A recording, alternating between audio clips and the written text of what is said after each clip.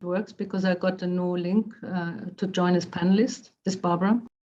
Hi, Barbara. Nice to see you and hear you. Do you see me?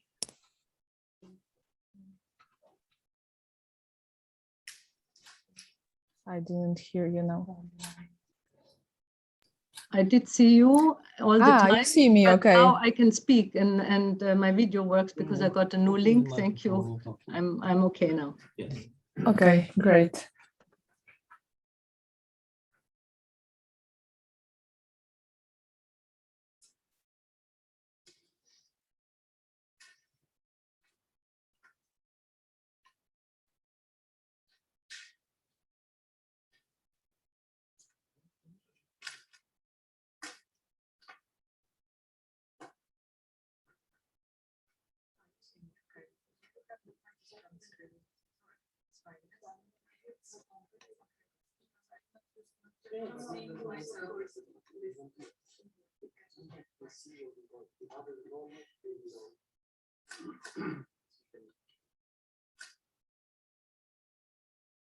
So I don't know.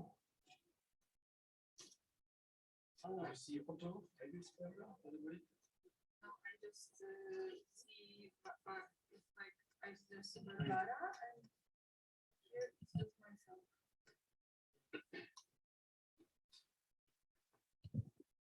We should have also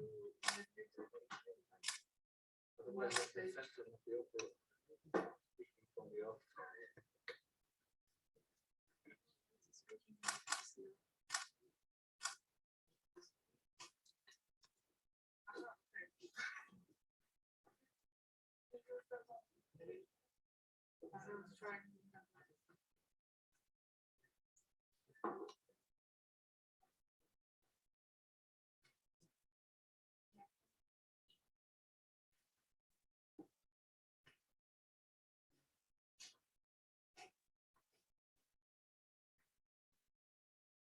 Karolina, can you open the video?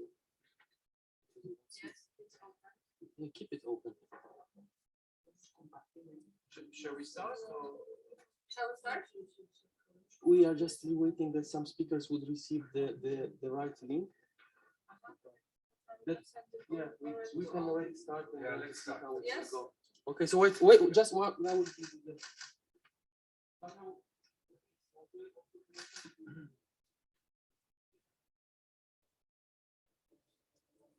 Yeah, go with the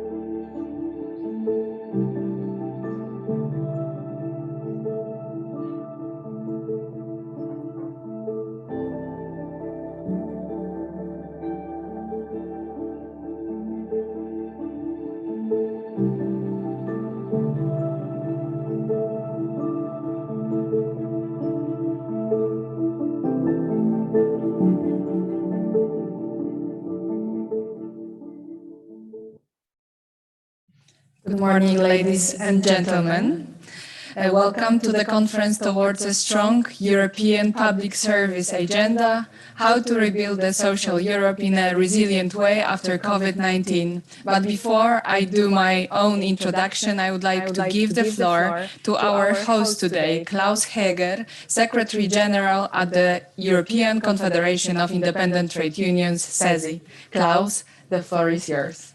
Yes, thank you very much, Karolina, and welcome everybody. Welcome, dear participants, speakers, moderator, of course. Welcome, dear colleagues here from CESI, not only outside, but inside the room. It's the first time we are trying this out, and we hope we're not going to get sick after us afterwards. And we apologize for the delay because we had it all planned perfectly. And of course, we trade unions are known for saying, why make it easy when you can make it complicated. Welcome to our conference, co-organized with the European Policy Center, EPC, towards a strong European public service agenda, how to rebuild social Europe in a resilient way after COVID-19. Today's high-level conference is some kind of highlight for us in terms of advocacy for performing in well-resourced public services, but its root, of course, go back a long time. And I was just thinking when preparing a little bit the intervention here for opening the conference of what was a marking point. It was in 2016, and some of the speakers today will remember that we advocated basically together with a social platform, Eurodiaconia, for more public social investment. And we stated at the time, economies with a higher degree of investments have shown to be more resilient to shocks and perform better in crisis. Back then, the efforts, we have to admit, did not really yield many concrete results because the overarching dogma at the time was no to budgetary deficits takes precedence over investments. And allow me to quote now from the EPC study, which says, the current pandemic presents an unexpected and unique opportunity. Because today, after 1.5 years of COVID-19 pandemic, we believe that our calls in 2016 and before that were actually well justified. Across Europe, at least in too many countries, public service were not crisis-proof. They even collapsed in many places under the burden of Corona. And needless to say that we as trade unionists always deplored strongly that the employees in the public services were put at risk and partially working in unbearable working conditions. And today's conference aims hence at taking stock of the lessons learned from the COVID pandemic and further recent crises, but it's also, of course, it has been a little bit forgotten about the European Pillar of Social Rights. I mean, this is how the project was initially designed. This is how we had agreed with the European Policy Center to say we have to put the public services in the core of the reflections on how to implement the European Pillar of Social Rights. And here again, a quote from the study from the EPC. It concludes, among others, that the implementation of the European Pillar of Social Rights is tied to the performance of public services and is tied, if I may add as a trade unionist, to the performance of public service personnel. Today, we want to advocate for a strong European public service agenda. And let me throw into the room the following questions. What have been the experiences regarding the performances of public services before and during the COVID-19 crisis? What is the importance of well-performing public services for the European Pillar of Social Rights and the action plan? What is the importance for fair, green, and digital transitions? What is the importance for the recovery in general and maybe for implementing the national recovery and resilience plans? What is the importance for the resilience of societies as a whole? And what is the importance for future crisis preparedness? What is required if we want well-performing public service? Of course, we speak about investment. Investment can be, it's a general term. I mean, we certainly hear today a lot about how differentiated we have to approach this issue. We will hear about equipment because, I mean, we all agree, I think that digital infrastructure was a key source of resilience in many areas of government operations during COVID-19. and the importance of sufficient human resources, qualified staff, and good working conditions for the performance of the public services. Is there a danger that in the aftermath of COVID-19 spending, including and above all investments in public services, will be reduced because of austerity measures? I mean, governments will have to rebuild fiscal buffers, and the question will be, will that happen on the expense of investment? What is at stake if investments in public services are reduced and they are not sufficiently equipped for the future? And finally, how can we make the slogan, the EU needs a public service agenda, become reality? This will be today's task, today's question. So I hope very much that we will have very interesting presentation, very intense debates. I mean, we all know this is always very limited sometimes with the webinars, but we really hope that you enjoy this event today. And I'd like to pass the floor to Karolina, now sweating, Zbytniewska. Thank you very much. Thank you very much. We'll try to address all these questions you posed today together. And as you said, I'm Karolina Zbytniewska, the editor-in-chief at EURACTIV Poland, the media partner of this event. And I will have a pleasure and honor of chairing this timely debate. COVID-19 pandemic, more than anything, exposed structural weaknesses within the public sector: underfunding, underinvestment, underqualification, under-coordination, incompatibility with modernity, and generally low esteem on the side of both services recipients and potential employees. At the same time, COVID pandemic has made us all realize Europe cannot afford not having a well-functioning public sector and its workforce, meaning nurses, doctors, care workers, public officers, teachers, meaning clerks that help us with social benefits. Today, the best European experts will diagnose the situation of the European public services and evaluate what shortcoming has the COVID-19 exposed, and also what lessons should be learned to address the challenging reality that we face. So let me start with a keynote speech with introducing Barbara Kauffmann, the Director for Employment and Social Governance at the European Commission. Director Kauffmann, what COVID-19 has revealed about the shape of Europe's public service and how the European pillar of social rights can translate into resilient and well-performing public service.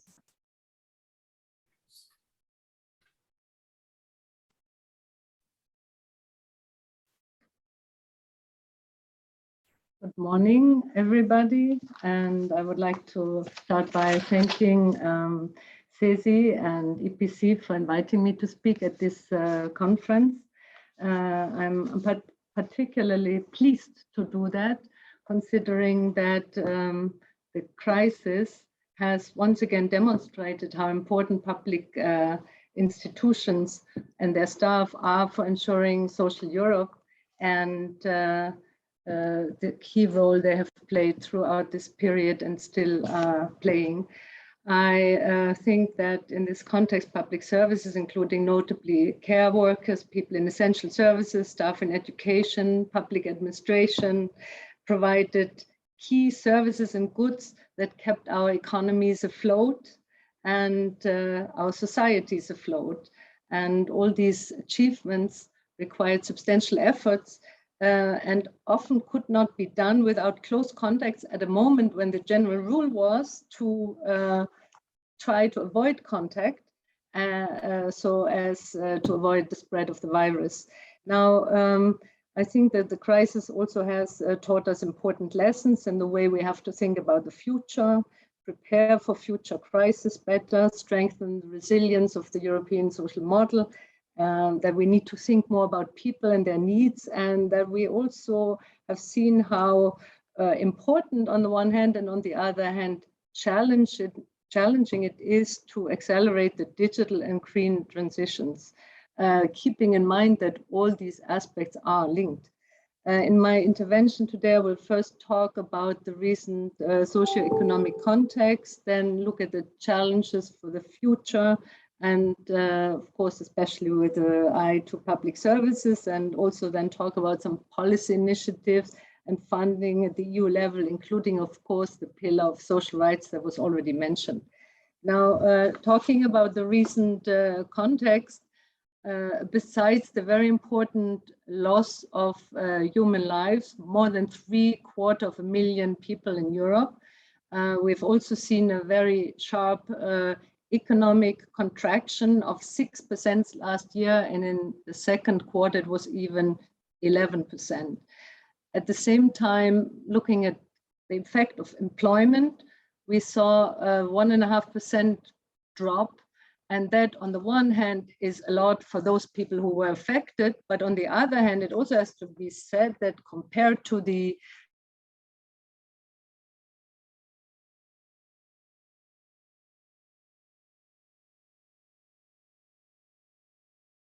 facing some internet troubles. Director Kauffmann.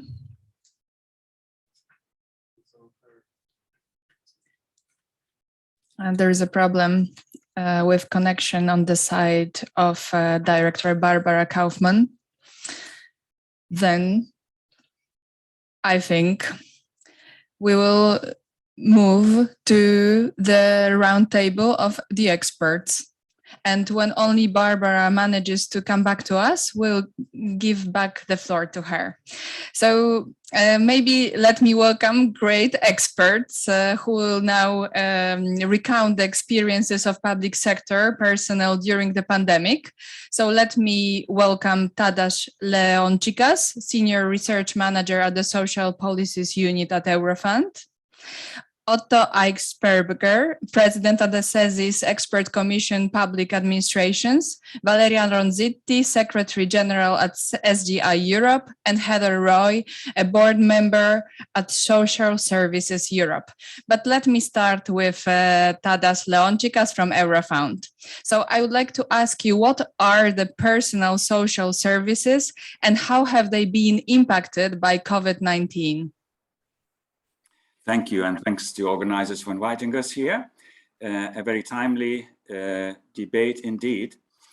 Barbara just spoke and listed a number of services that were so crucial for all of us as a society to get through this long pandemic, starting with care workers, nurses that first of all assisted people whose health was affected, but then other care services, looking after children in school, providing clerical services, all the range of white-collar jobs were indeed important.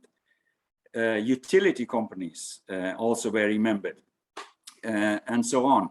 A number of essential services and frontline service people. Our agency is located in Ireland, and Ireland over the last couple of weeks only had a public debate on how to acknowledge the contribution of frontline workers and healthcare workers, first of all. So it was discussed now whether a bonus or an extra leave day would be an appropriate acknowledgement. And measures like that have been adopted in a number of member states already some time ago. And indeed, they are very important. All of us remember the moments, emotional moments of people applauding healthcare services or other protective services at the early days of the pandemic, when being stuck at homes during the lockdowns. But at this moment in time, indeed, it is important to look beyond that and see what structural changes are important so that both services themselves and societies at large become more resilient and more ready for any challenges in the future.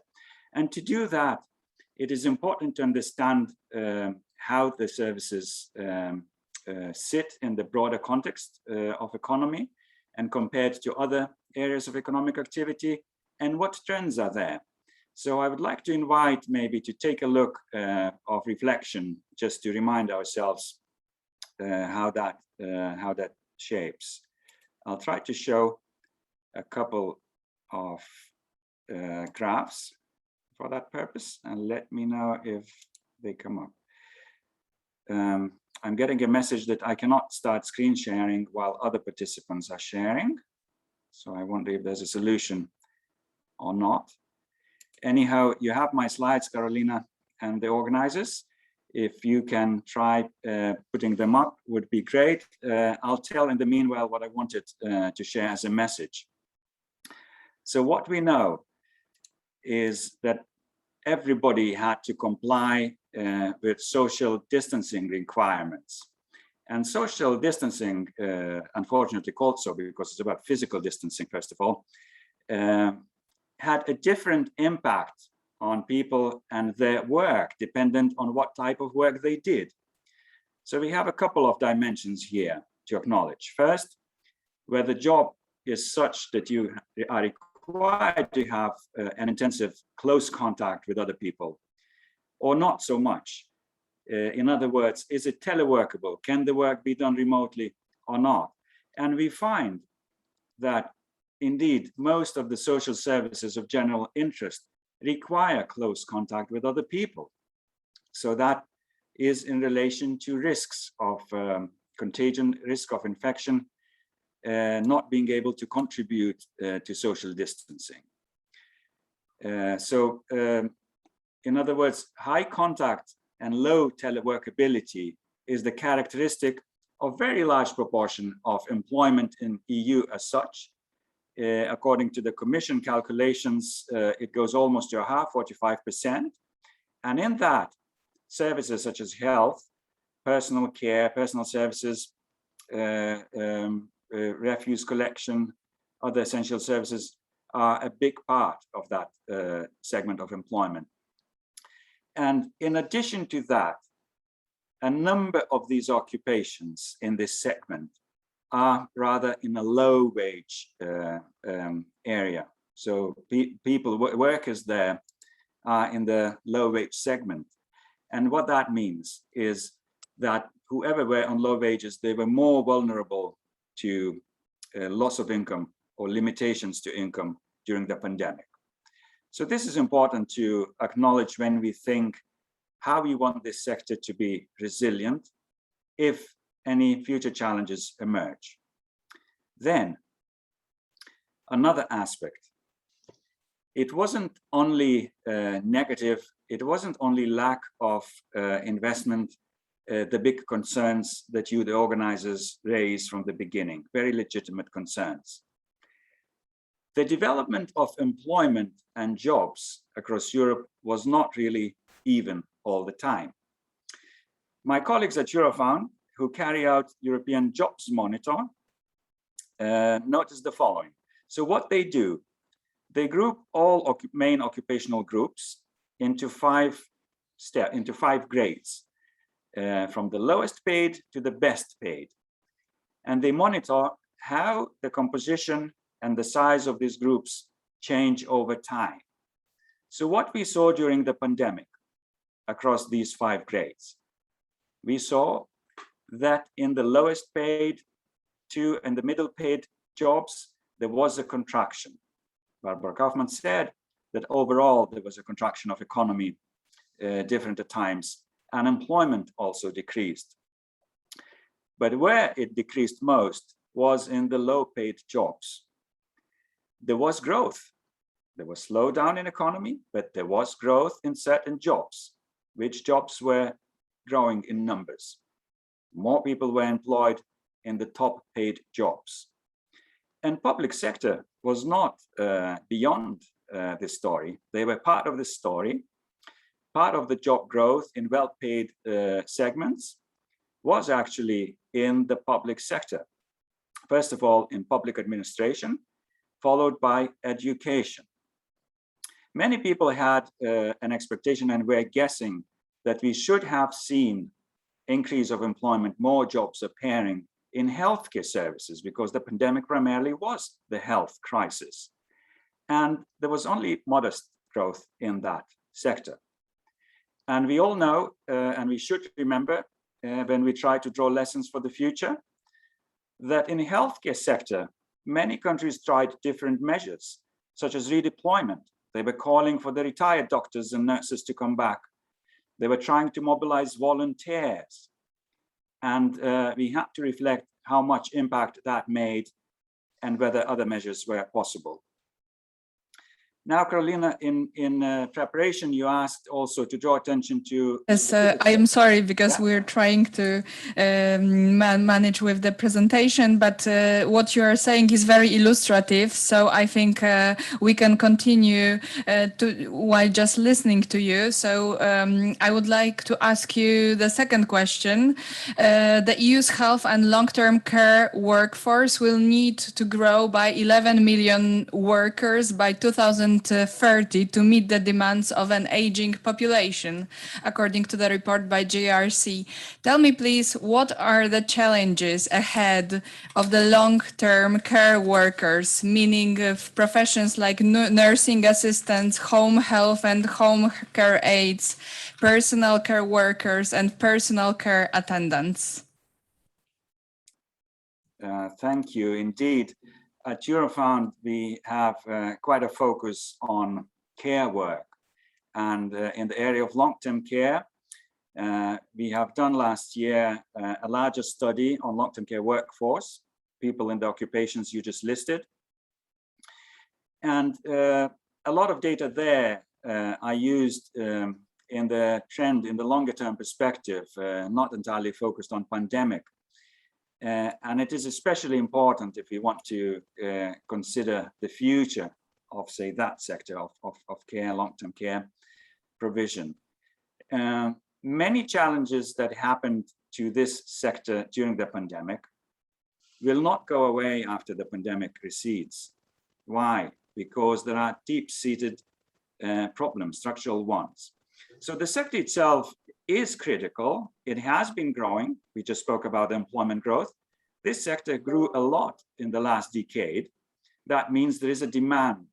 There is a demand. It's a logical demand in societies that are aging. There are a bigger proportion of older people.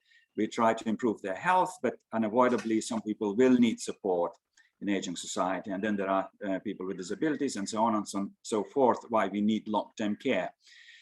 So regardless of the fact that this sector grew quite considerably in Europe, there are continuing shortages in almost all member states.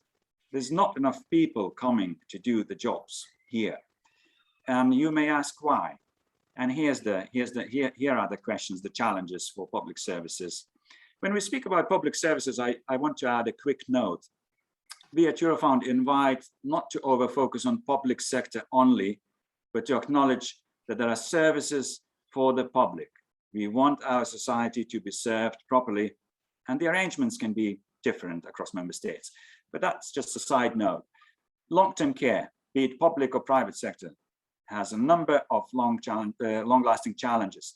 People are suffering a big impact on their health.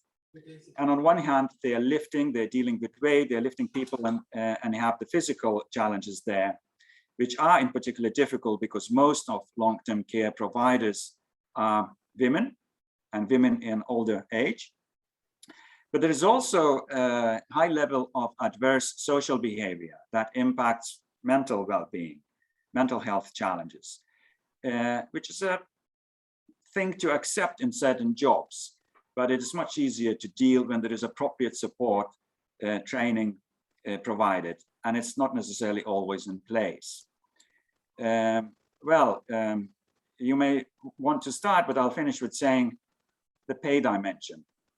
Wages is not the only dimension, but here it is especially painful. We have calculated that it is by 21% below the average wages across the countries in EU. So acknowledging that makes it clear that long-term care and possibly other sectors we will hear in today's conference will need rethink, a degree of reorganization in medium to long-term future. Where that reorganization could happen, maybe I can share some consideration for concluding my intervention. During the pandemic, a lot of hopes were in digitalization. And we still have that hype going on that digitalization is critical, and rightly so.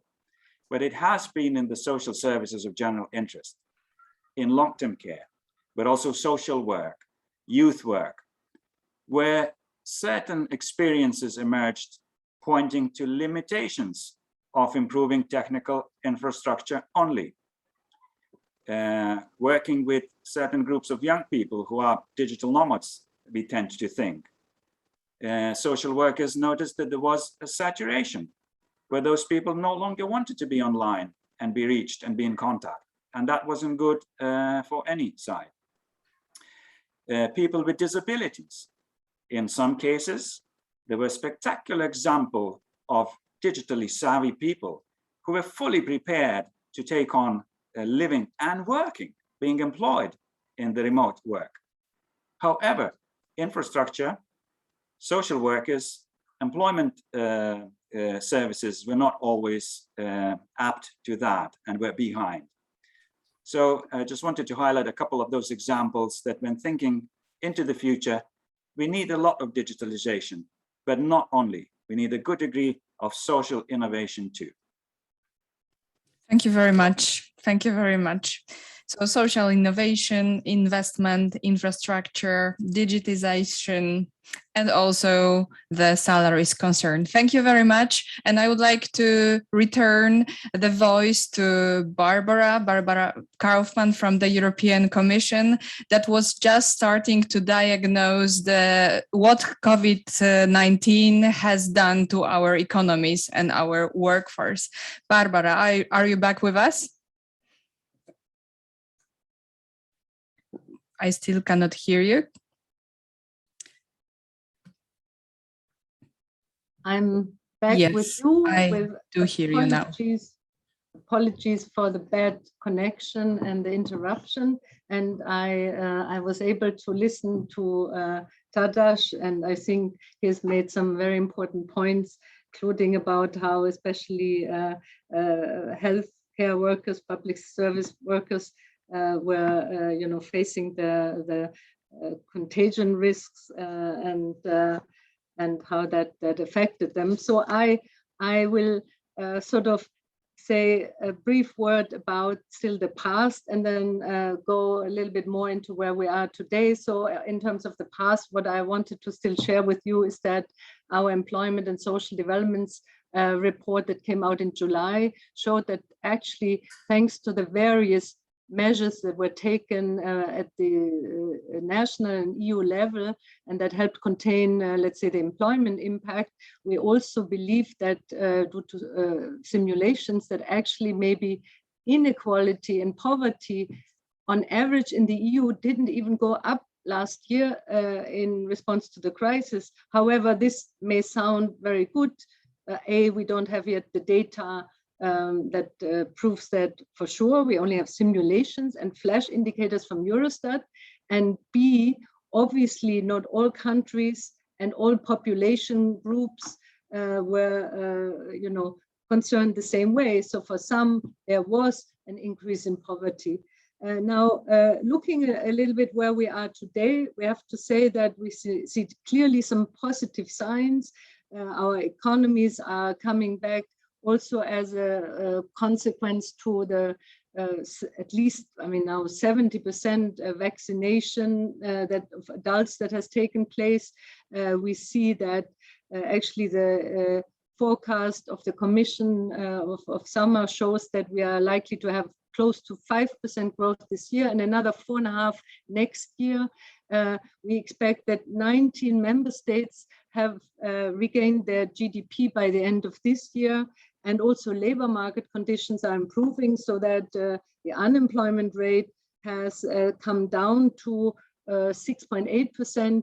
That is 0.5 percentage point above the pre-crisis level. And then we also see, of course, that there are certain risks. We see the risk that some companies are, of course, in a financial distress, and households too.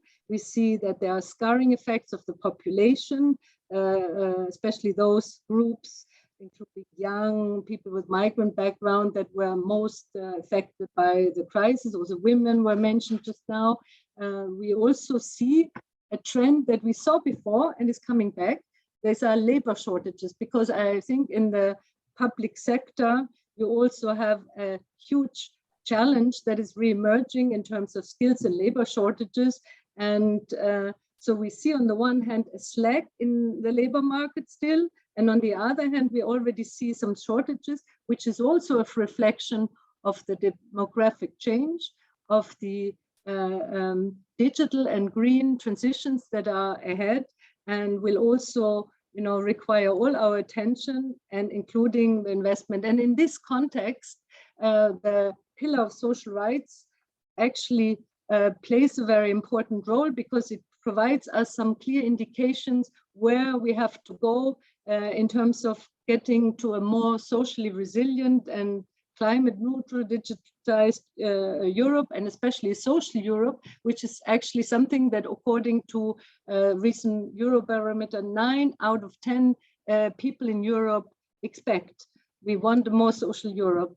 And here it is clear that also public services have to play a key role.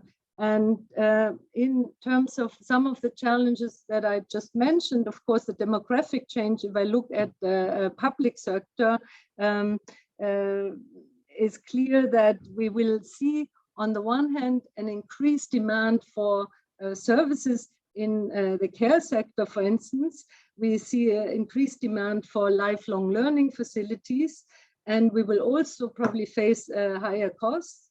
And at the same time, we can also see that even in the care services, people are aging. And in fact, here, this will be, as I just mentioned, the labor and skills shortage will definitely also be a huge challenge in this area. And it will also require investment, both in infrastructure and in people.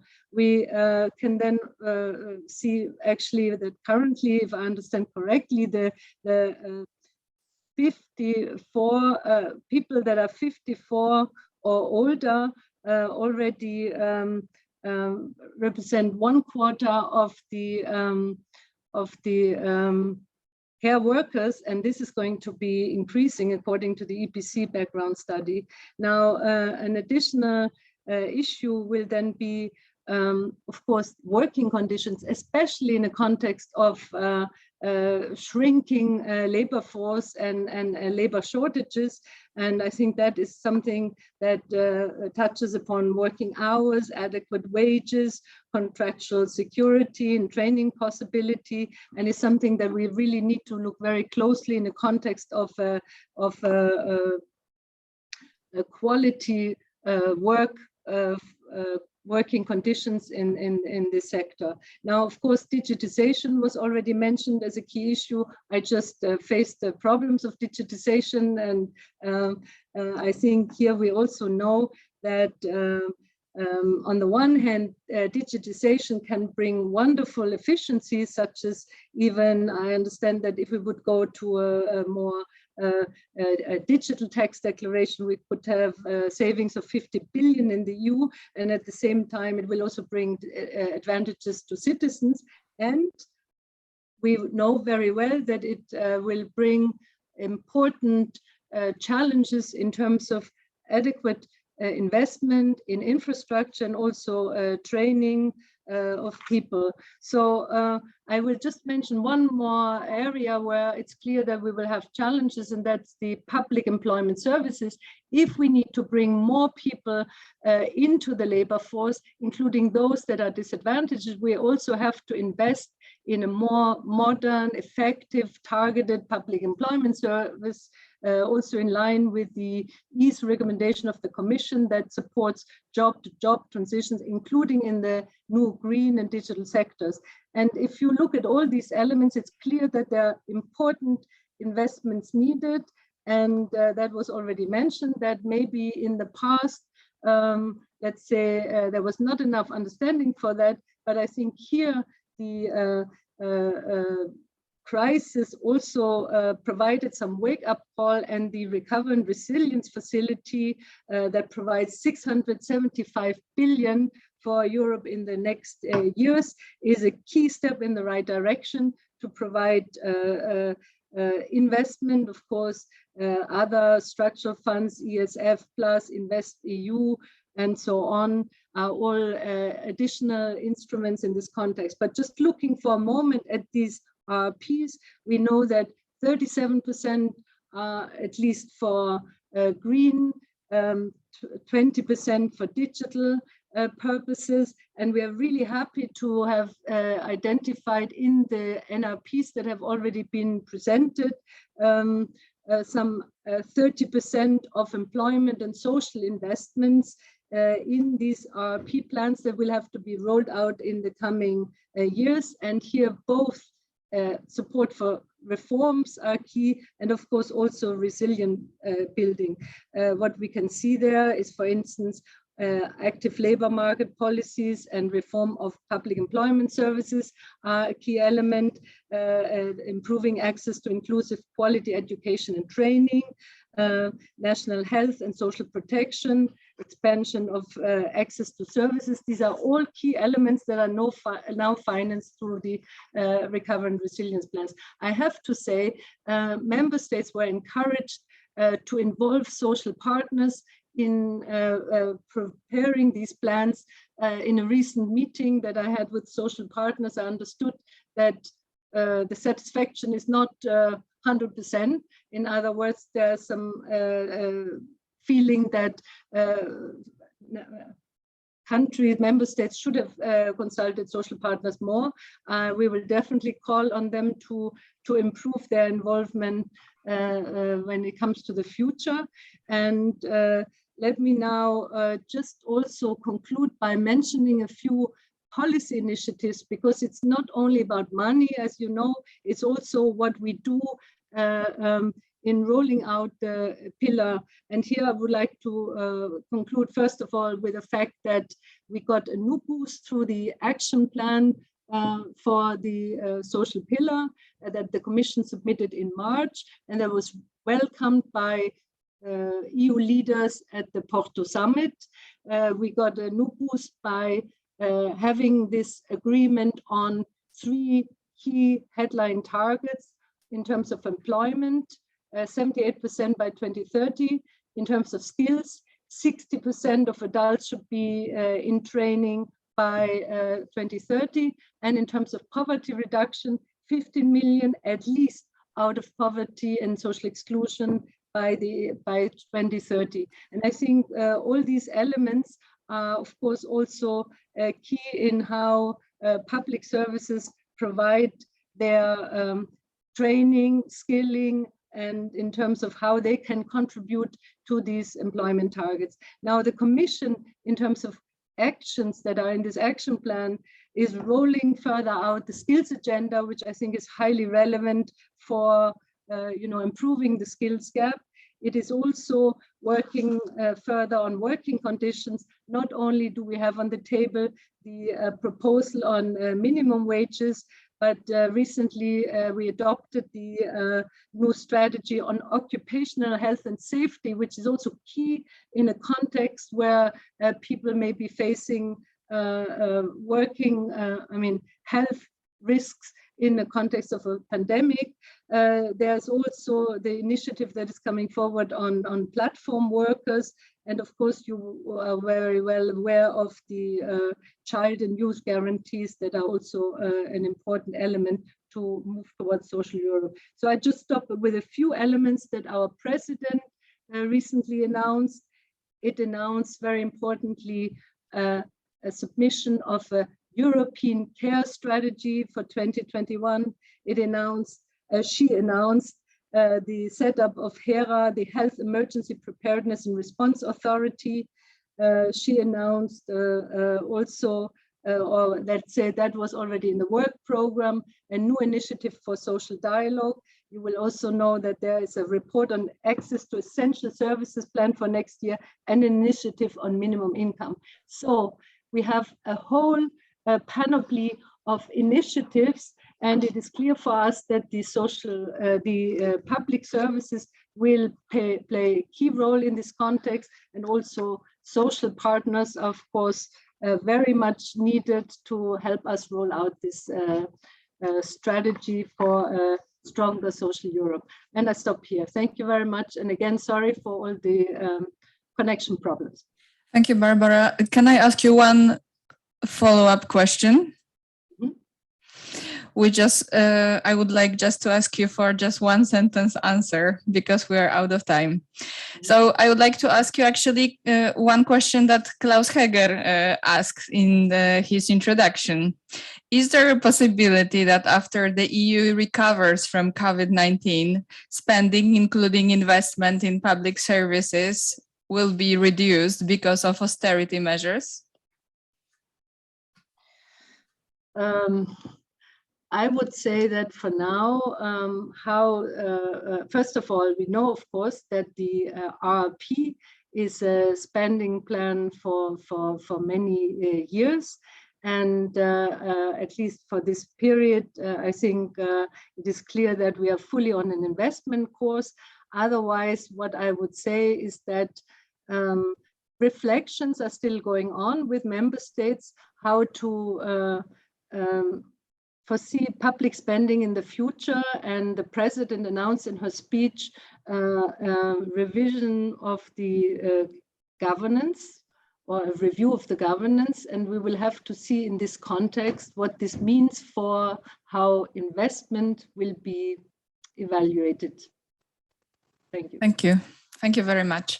So now I would like to give the floor to Otto Aiglsperger, President of the CESI's Expert Commission Public Administration. Welcome, and I would like to ask you what has been the situation of public employees in the times of COVID-19?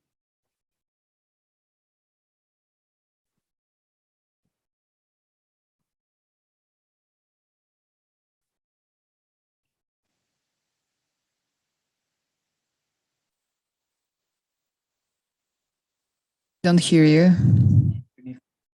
Ja, schönen guten Morgen. Danke für die Einladung.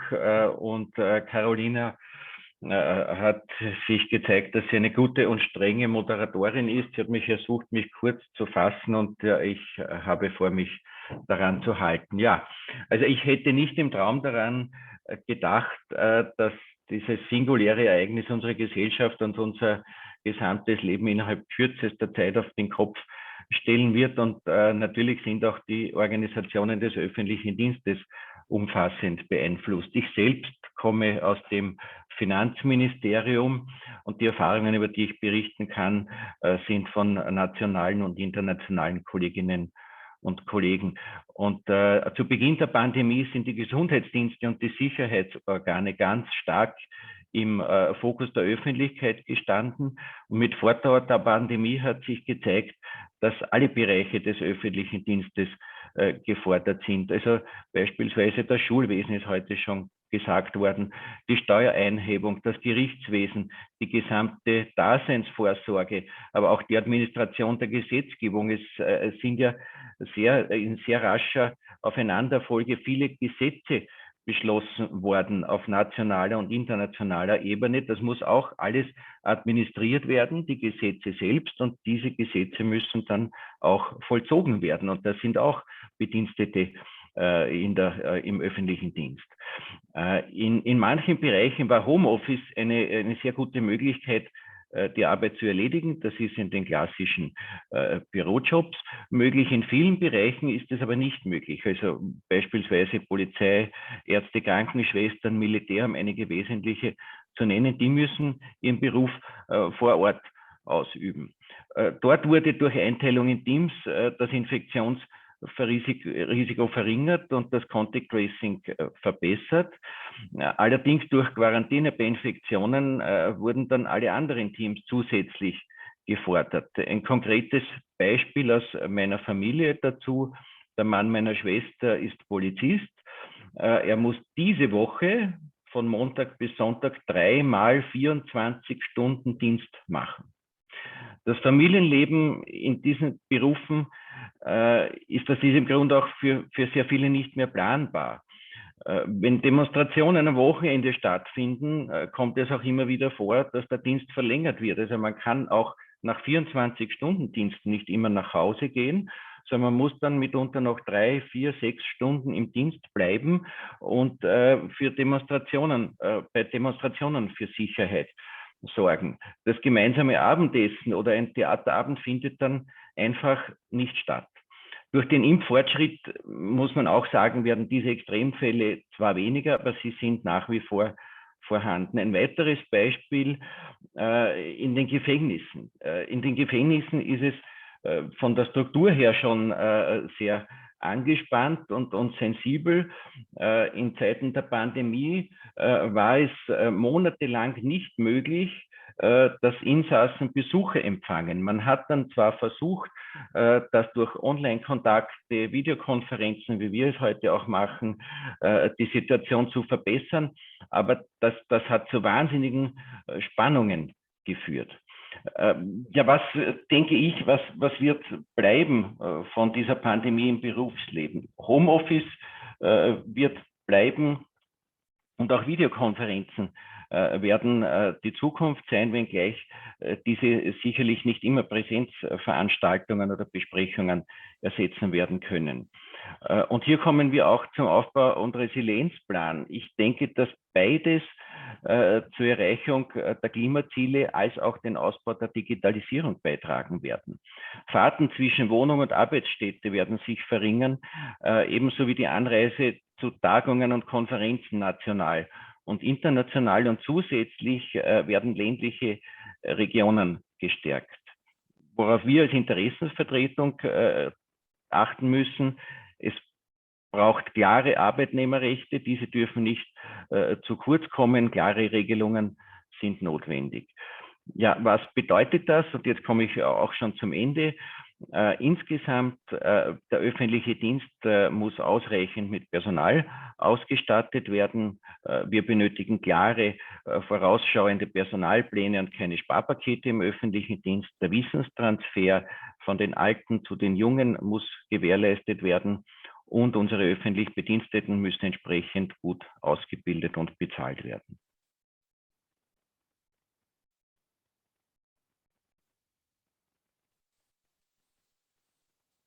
Just one follow-up question, of course, please be quite quick in your answer.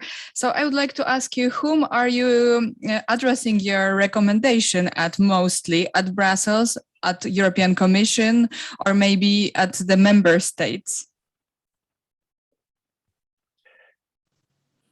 Ich denke sowohl als auch, das muss uns ein Anliegen sein, nämlich nicht uns öffentlich Bediensteten, sondern der gesamten Gesellschaft, dass es einen gut funktionierenden öffentlichen Dienst gibt.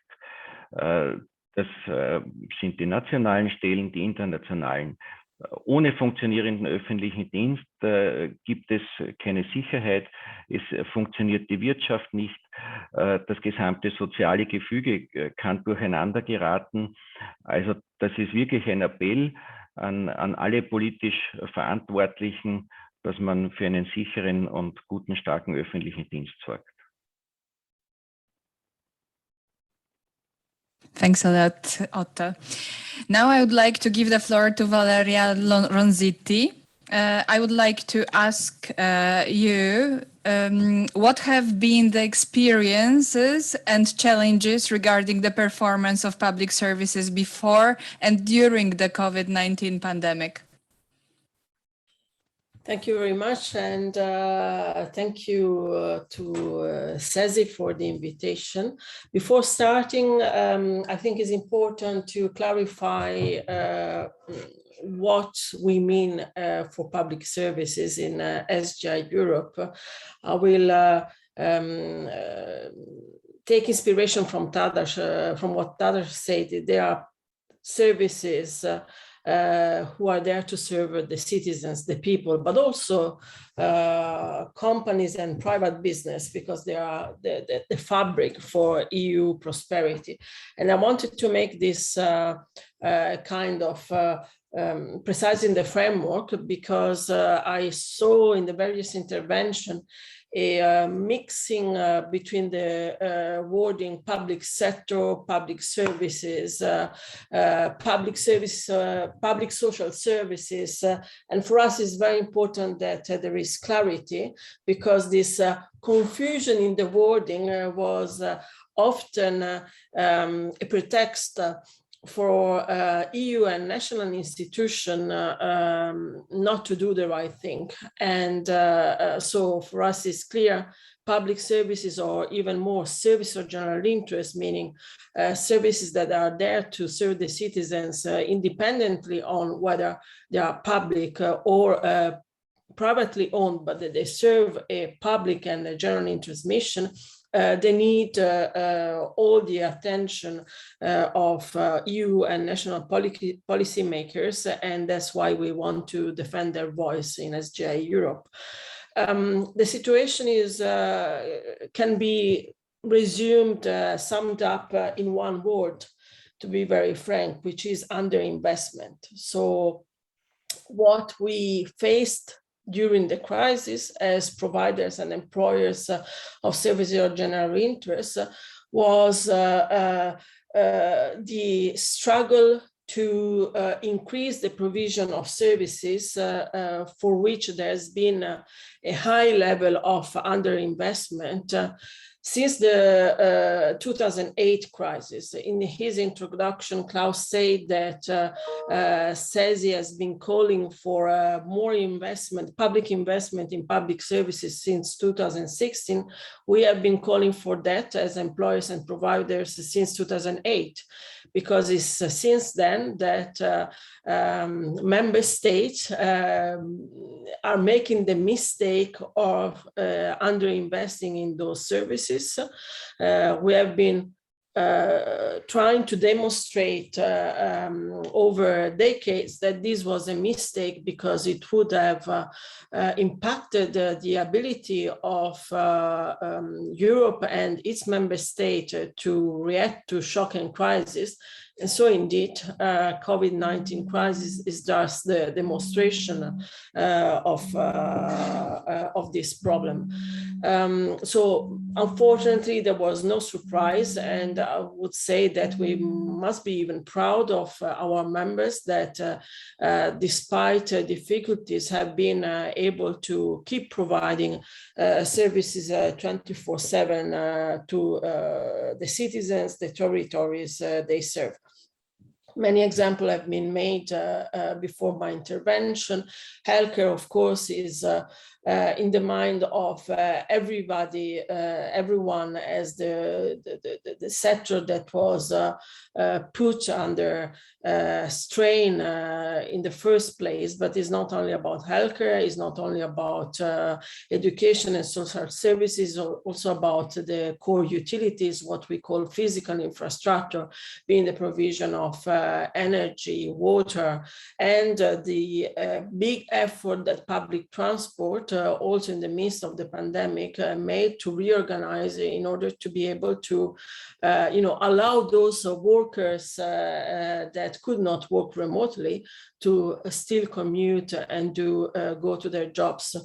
For instance, I have a very practical example from the city of Nantes, where the public sector, public buses, all the public transport was put totally at the service at the healthcare workers, with specific buses and trams only for them, free of charge, to bring them to work back and to work and back home. So we also self-organize with some innovation. We made proof of being able also for innovative solution. But what is needed now is that there is a real political will, both at the national and European level, to change paradigm, so that the quick fix measures that have been found, both at the European and national level, will be transformed in long-lasting measures for the future. And here, I don't know if you want me to expand, I can give you a couple of examples.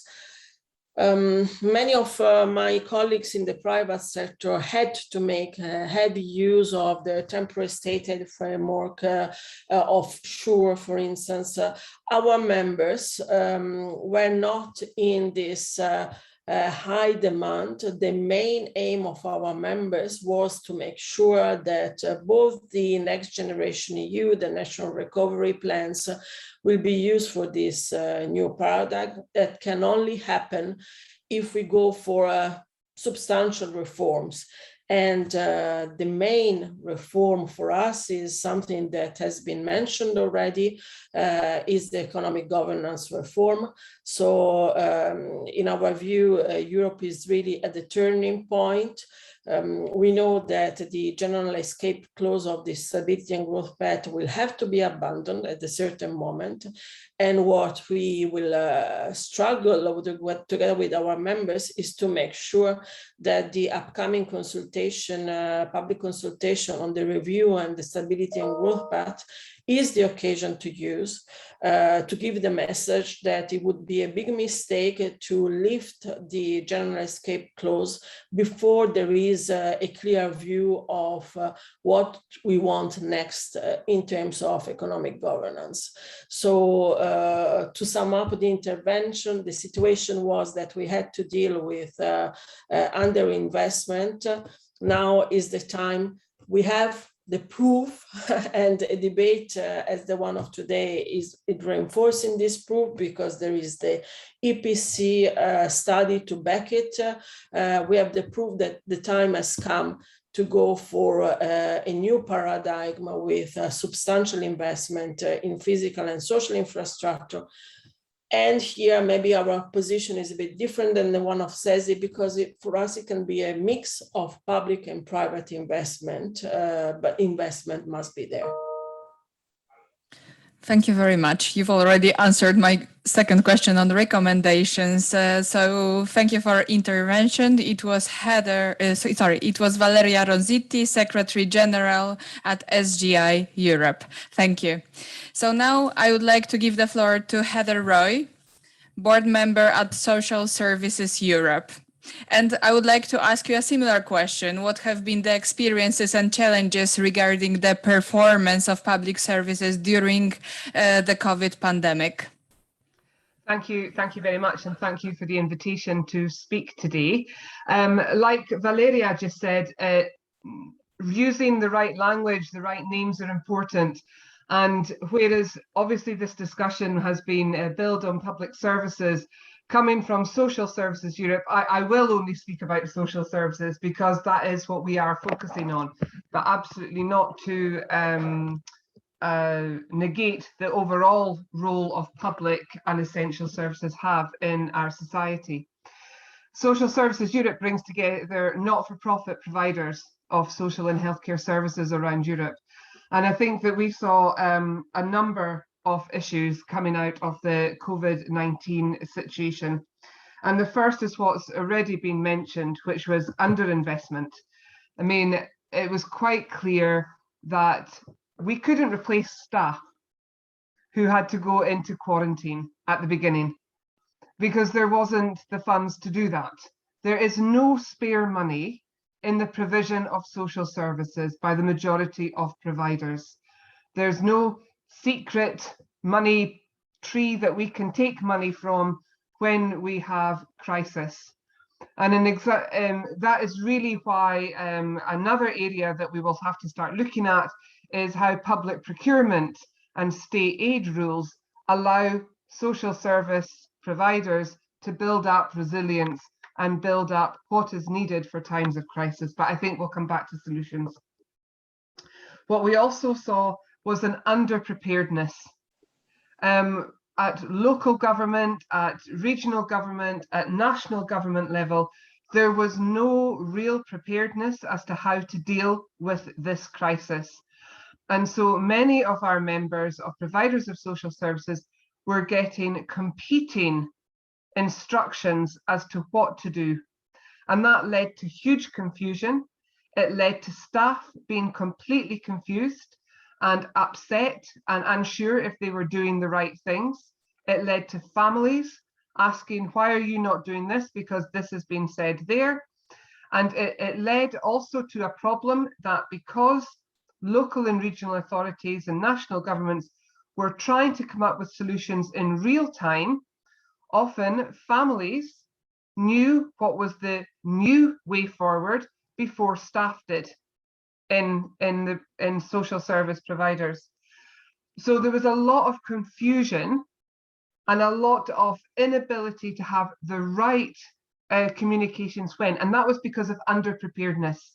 There had been no thought about how to handle a situation like this. There was also what we would call underservice.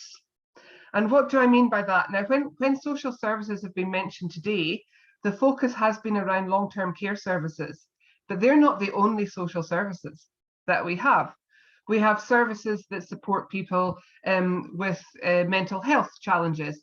We have services that support children who are in difficult situations or need extra support. We have all types of social services. Many of those were closed down immediately. And that has had and will have an impact on people. And in our societies, we decided those services were not worth as much as other services. So in the end, we actually had under provision of services in some sectors of our society, and that's something that has to be avoided. What we then found to only ask you to maybe wrap up the answer to the first question, because we need to go to the solution part. Yeah, okay. Well, what I was going to say is that we were under pressure then, and then most importantly, our sector before this crisis was undervalued. And it is ironic now that the sector that was most undervalued now seems to be the sector that everybody says, oh, we couldn't have done it without you.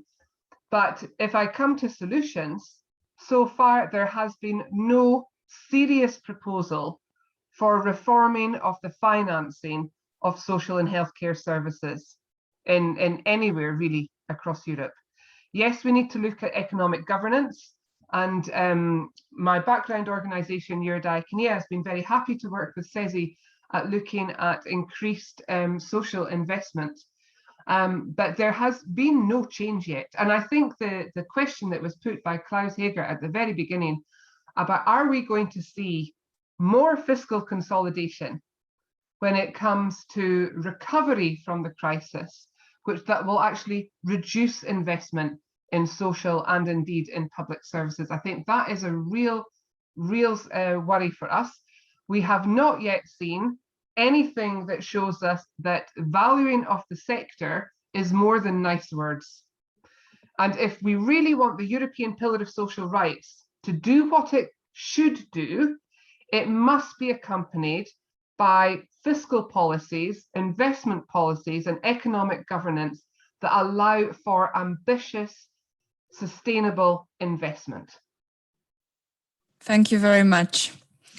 Very concrete recommendations, easy to understand. So I think they will be followed. So thank you very much to all our experts. And it's time to end this first part of our conference and to invite you all for a short break of 7 minutes. So let's meet again at 11:21. See you.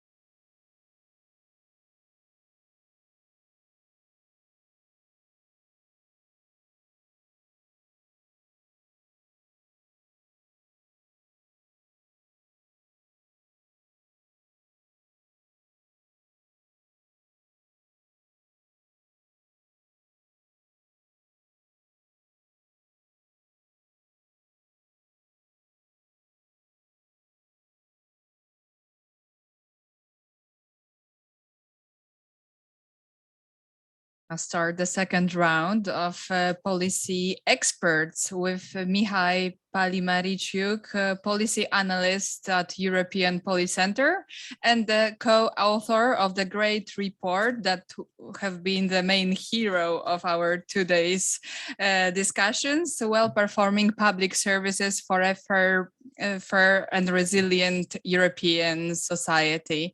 Mihai, you wrote this comprehensive study on how to build a resilient European society with well-performing public services. How the insights and recommendations we've heard so far reflect your findings? Thank you for the introduction. So far I heard and I made mental notes from all of the presentations. I'm just going to recall something that Tadas said, that of course we need more investment, but we also need social innovation. And this is something that we also found, especially when we're talking with digitalization, because there's been a lot of talk on the positive effects and how digitalization can revolutionize and streamline everything. But at the same time, we see, for example, in public administration before the COVID crisis, that digitalization has been a huge boost. It has increased a lot. However, some other performance areas, such as transparency and accountability, unfortunately, have declined.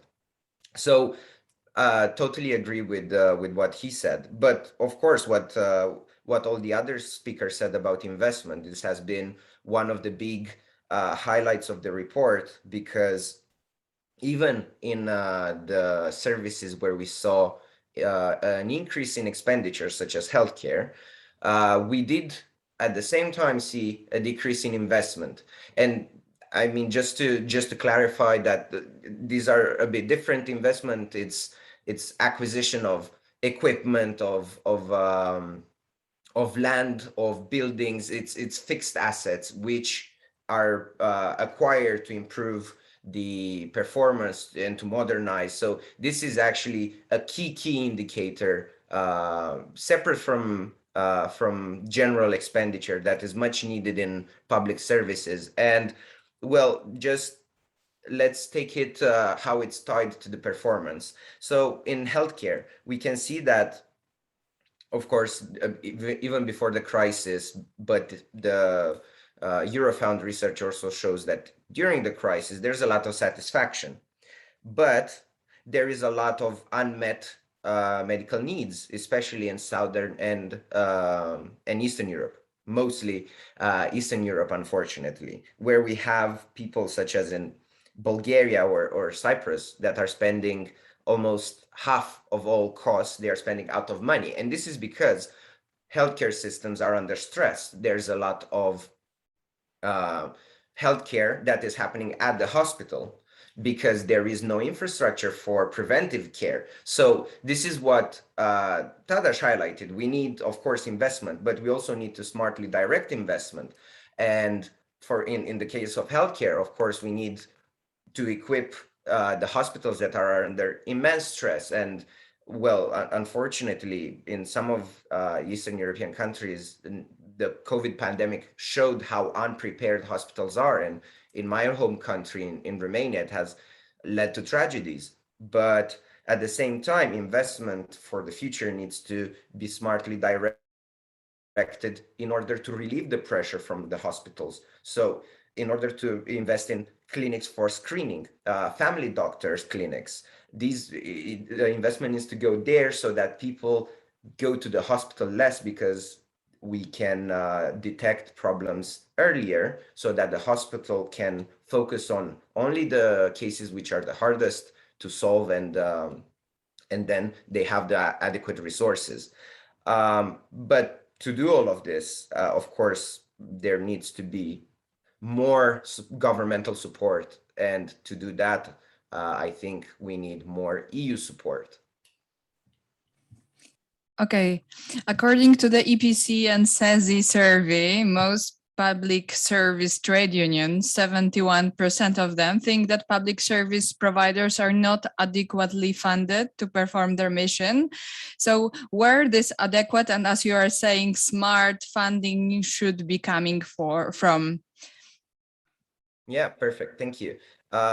I just want to say that, of course, our survey, which was on CESI members and of people from trade unions, really showed that a lot of people believe there was not enough investment, but also studies from the employer side, from SGI Europe, also showed the same findings. So it's an area where there's a lot of agreement.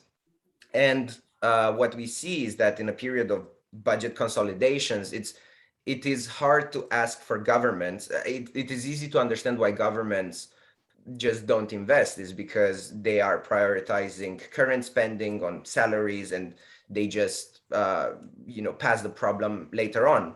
And to solve this, EU has to incentivize investment, and it has been trying to do so. Indeed, in the European semester, investment has been prioritized in the country-specific recommendations. The problem is that those country-specific recommendations on public services, on investment for quality welfare provision, are the ones that are the most ignored. So in order to increase investment, there needs to be to make the equilibrium between economics and social objectives to make them more equal.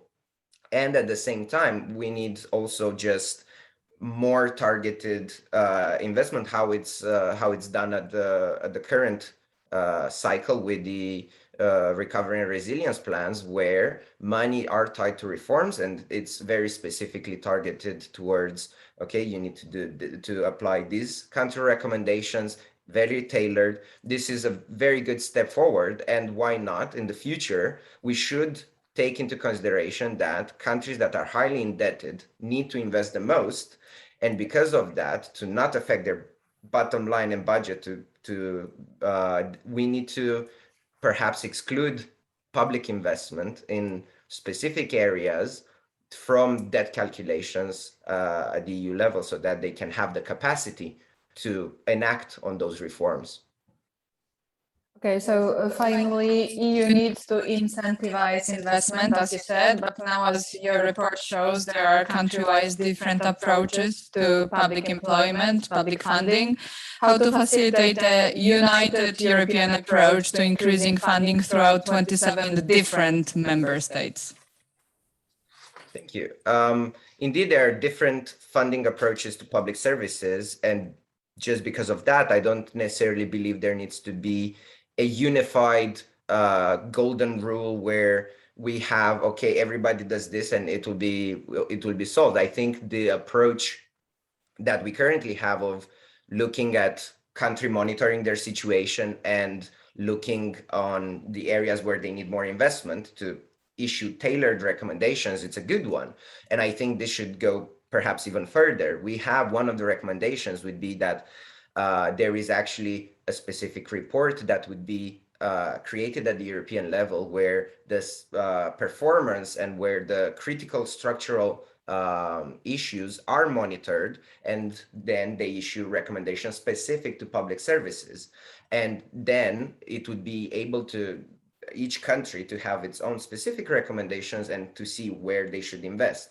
So I think that the divergence in the diversity, in the funding models should be reflected, and that is fine. In some countries, there needs to be more public investment. In most countries, there needs to be more public investment, but the role of private capital also is very important in many countries, and it should continue to be so. Okay, thank you very much for your intervention and recommendations. And now I would like to give the floor to Peter Ulrich. Joint Research Center, European Commission.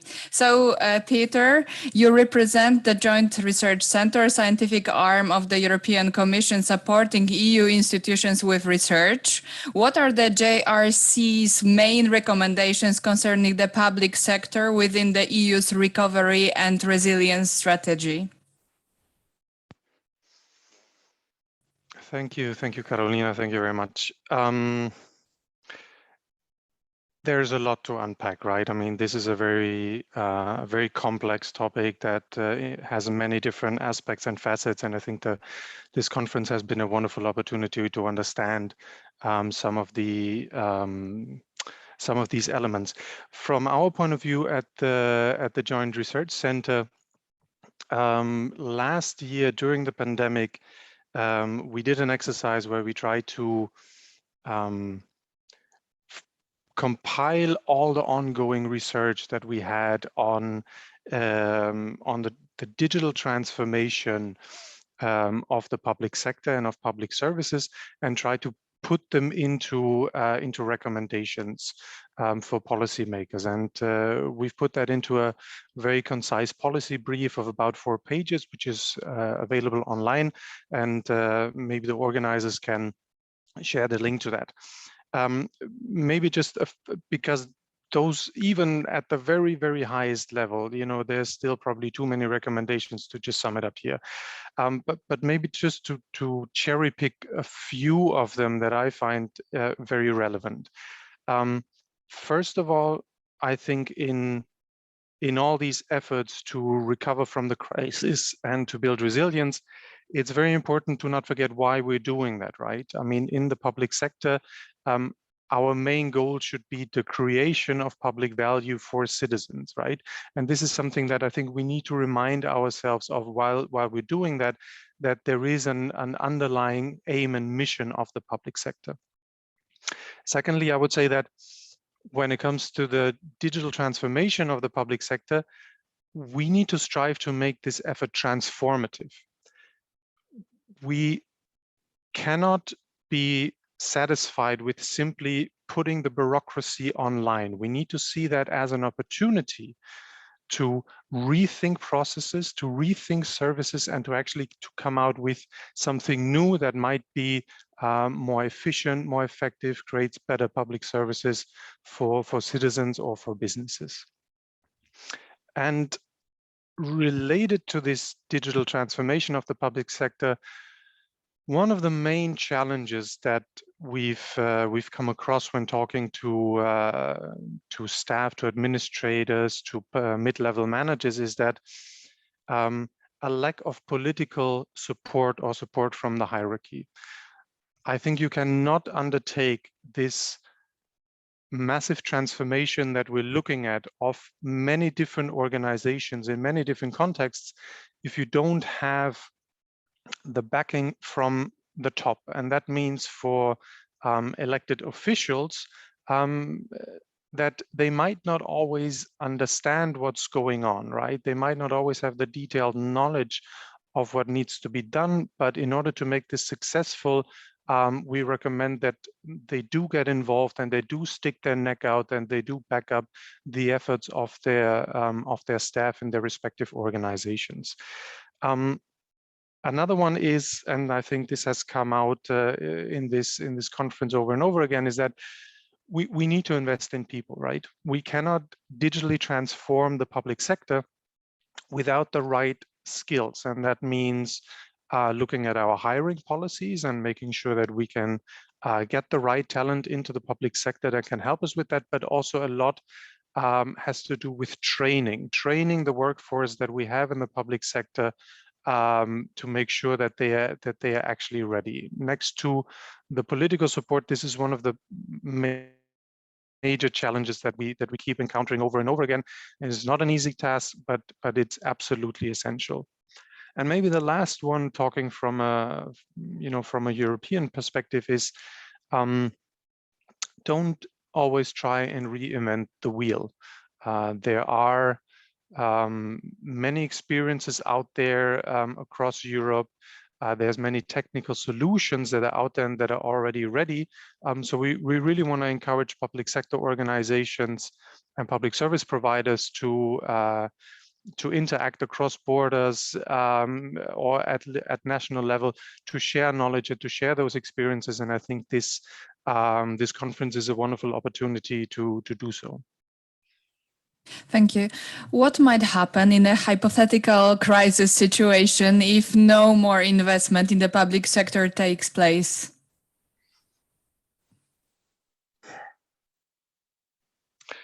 So the question of finance is something that, when we look at our research, money is always there. There has to be money. It's never, at least in our results, it's never the most important enabling factor, but it's always a necessary factor, right? Without the right funding, you cannot do that. You have to invest in, as I said already, in people. You have to invest in infrastructure. You have to invest in technical solutions. So hypothetically speaking, this would be absolutely a disaster. Luckily, we're not in a hypothetical scenario, but we live in a situation where, for example, through the Recovery and Resilience Facility, billions of euros will be spent in the coming years in the modernization of the public sector with digital technologies. The important question here is then, so if we're spending all that money, and I would like to remind us all that this is borrowed money, we have to get it right? We need to make sure that all these billions of euros that we're spending right now actually have an impact and actually get us where we want to be, because otherwise, we're going to sit on a whole mountain of debt, and we have to deal with it with the same capacities that we have right now.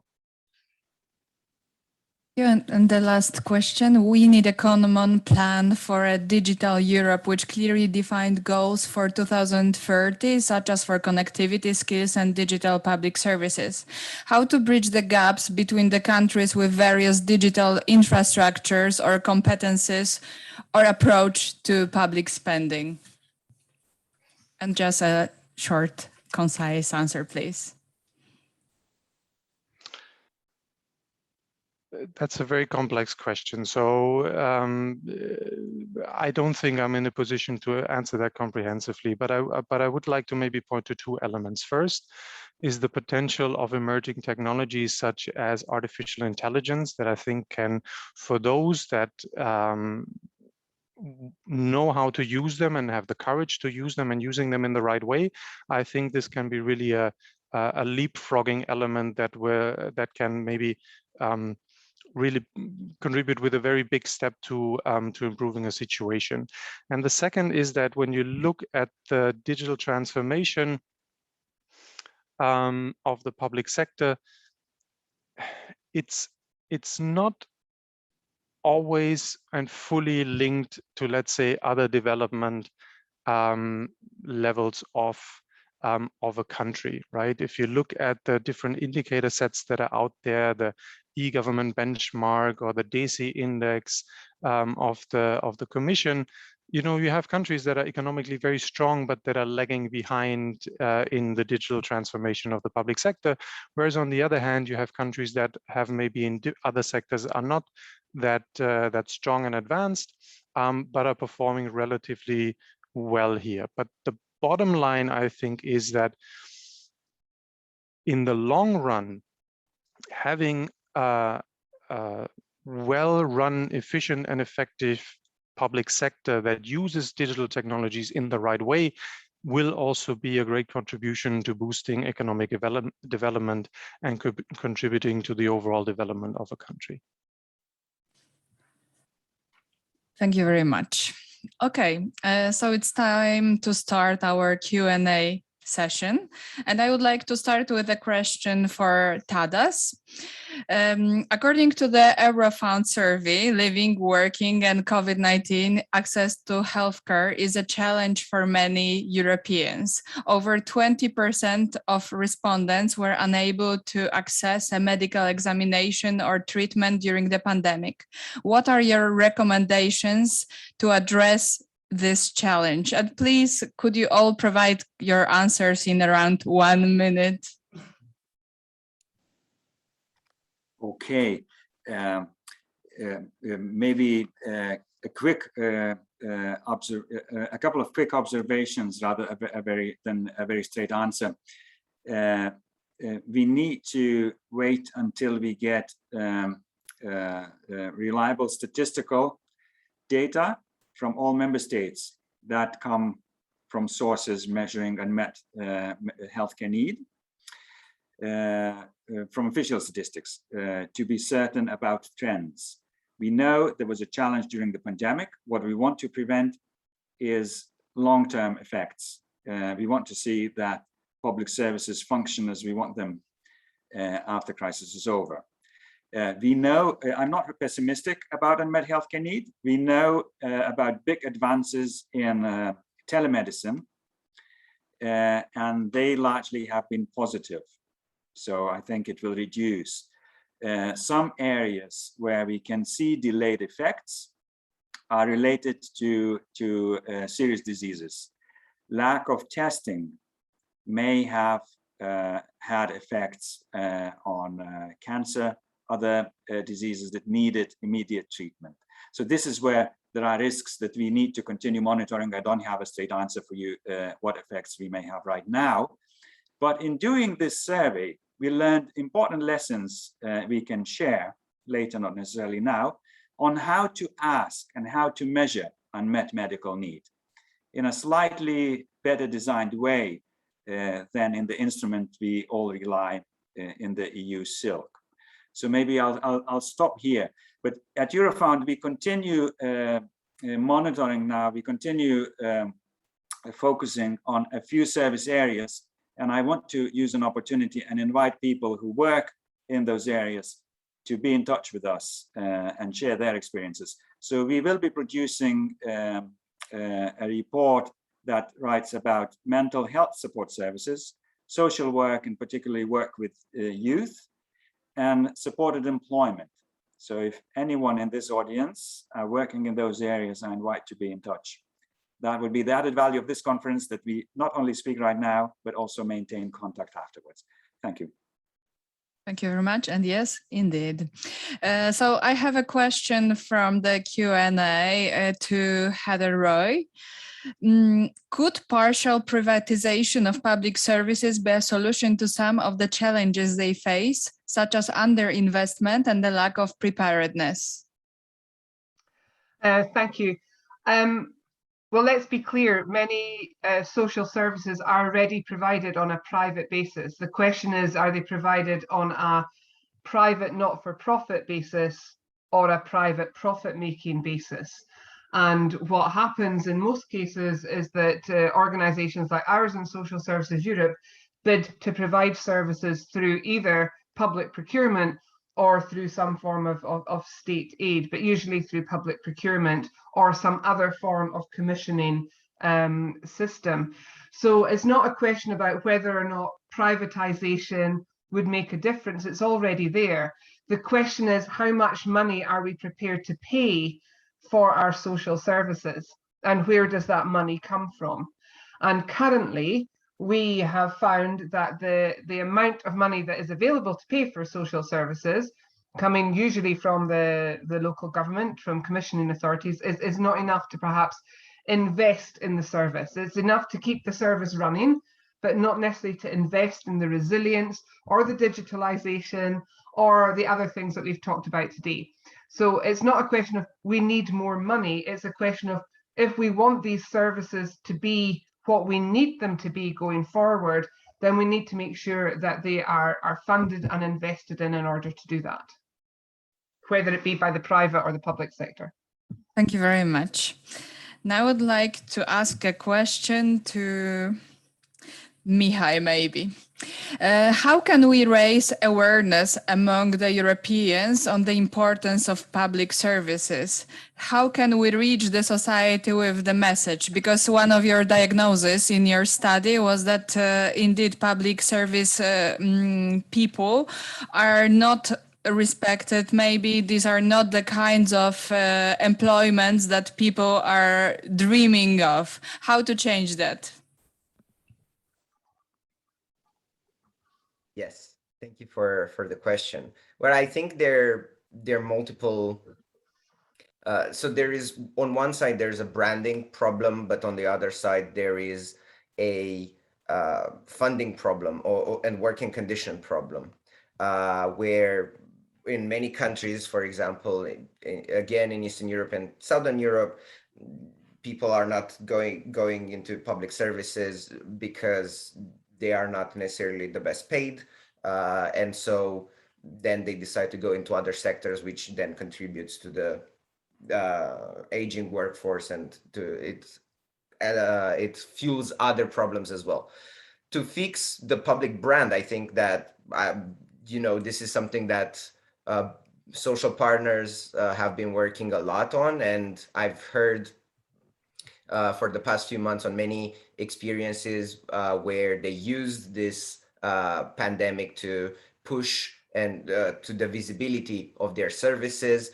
And of course, there is no one strategy that people can take to increase the brand awareness and to increase in the mind of young people why it's important to work in public services, or how to make it attractive. But a lot of people have pointed out to the fact that the campaigns should focus on specific services, and it should highlight basically some of the advantages of working in public sectors, because there are some working condition advantages as well, such as lower, or in some of them, lower working hours, for example. So this is one of the ways, but maybe even better to address labor shortages would be to increase working conditions. And here I think it's very important to increase social dialogue and to for them to try to raise the conditions in this profession, so that people are more incentivized to join them. Thank you very much. And I would like to pose a question for Valeria. Why quality investment in physical and social infrastructures have turned out especially important during COVID, and why should they stay with us also after the pandemic? I think the whole discussion proved that they were important. I mean, we didn't discover, at least as providers, and on the other side of the table today, workers in those services, we knew already about their importance, and what member states and even specific regions, because there is a difference, a huge difference between regions in different member states. They discovered that, yes, indeed, some previous policies were very short-sighted. So I think that the whole discussion proved why we have to keep up this investment high after the COVID pandemic, to overcome the consequences of the pandemics, because some of the consequences will also be to increase divergences between member states and regions. So it's going to be also crucial for the territorial and social cohesion. But if you allow me, apart from answering to this specific question, I would also like to be a bit more vocal on what I wrote in the chat. It's very important that policymakers, but also, I mean, the citizens understand that public services are not there crying for money. I mean, it's not something that, we want the investment just for the sake of it. Part of this changing of the paradigm is really changing the mindset of citizens and business towards what public services are today, what services of general interest are today. And that's why I completely subscribe what others say about, we don't really care about whether it's through public, private or public, through public procurement, concession, or in-house provision. This is not the point. And it's already a step forward, because we have to be also, be self-critical sometimes, this public or private discussion has been for many years hampering the progress of public services and services of general interest as also employers. And this has triggered also the problem of attractiveness in our services that, yes, indeed, we face still in many of our sectors. So there is also a share of self-criticism, but I think that we are well beyond this analysis. We are fit for purpose, and we are perfectly aware that this is the chance not to miss. That the RRF is the chance not to miss. We have to get it right, and that we are at the center of it. We have to get it right also for that. So I'm confident that we will make it, and we will make it together as employers and trade unions. Thank you very much. Now I would like to question to Peter, a little bit similar to one that I asked to Mihai. Now it's about trust. Many countries, especially from the eastern part of the EU, have a major issue. They usually don't trust clerks or civil servants in more general approach. What can the EU do to make people trust public service workforce?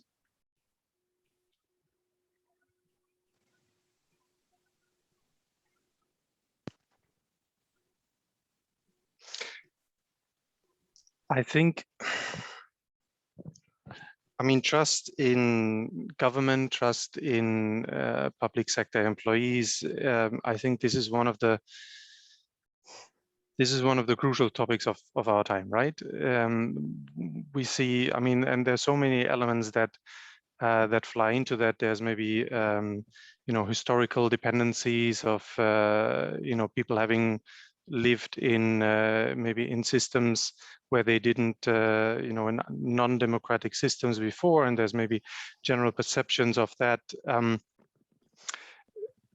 There is elements of you know, fake news and so on and so on. That so it's really a very complex package to unpack. What can the EU do?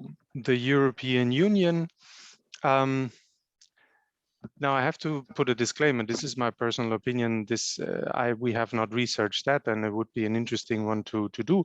But I am not sure fully that the European Union has much of a role there, right? I think a lot, you know, has to happen on the ground, has to happen in the municipalities and in the cities, and between the users of a public service and those specific organizations. So, you know, we also have to acknowledge the limits of subsidiarity when it comes to what the European Union can do and what can be done there.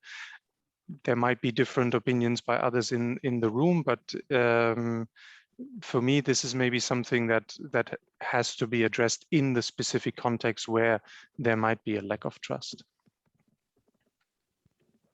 Okay, thank you. And indeed, the lack of trust is a more universal kind of an emotion or feeling that goes beyond Central Eastern Europe, and it's not only about the clerks, but also about the media, the overall institutions, and so on. So it's a more general, a little bit psychological problem. Okay, I have my final Q&A question for Otto. Otto, that represents CESI Expert Commission Public Administration. So after today's discussion and all the voices, what would be your ultimate main recommendation on how to create the public services investment more wise and effective?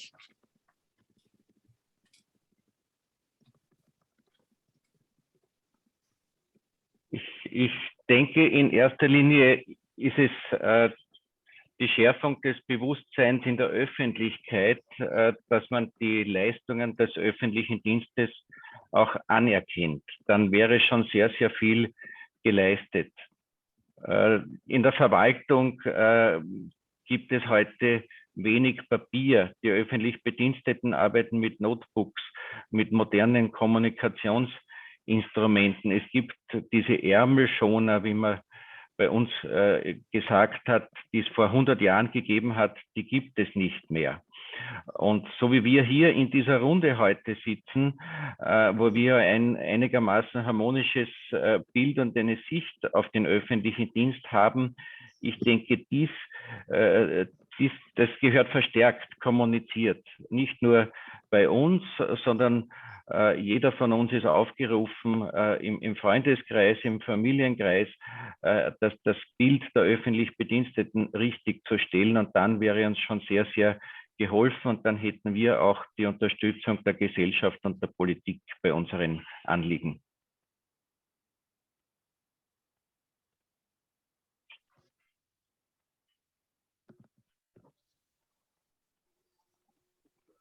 Okay, thank you very much. I think that still before giving the voice to Dragoș for the first round of final remarks, I will still ask the final question of the Q&A session to Heather.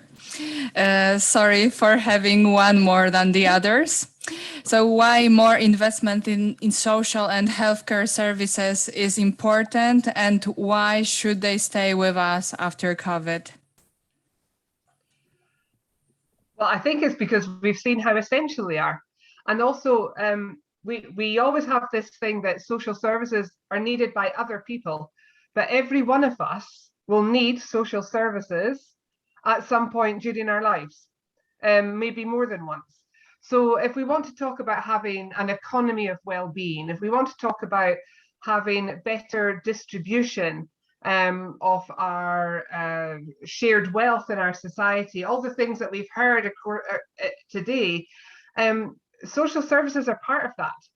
If you want to have a society that operates well, that has a strong economy or productivity or all the other things that we say, we've got to start by having a good social system that enables people to be what they can be and enables them to be part of society. In a way that it's a false question, in that without social services, without social protection, without a good idea of what that whole ecosystem for social services is, we will not succeed elsewhere in our societies.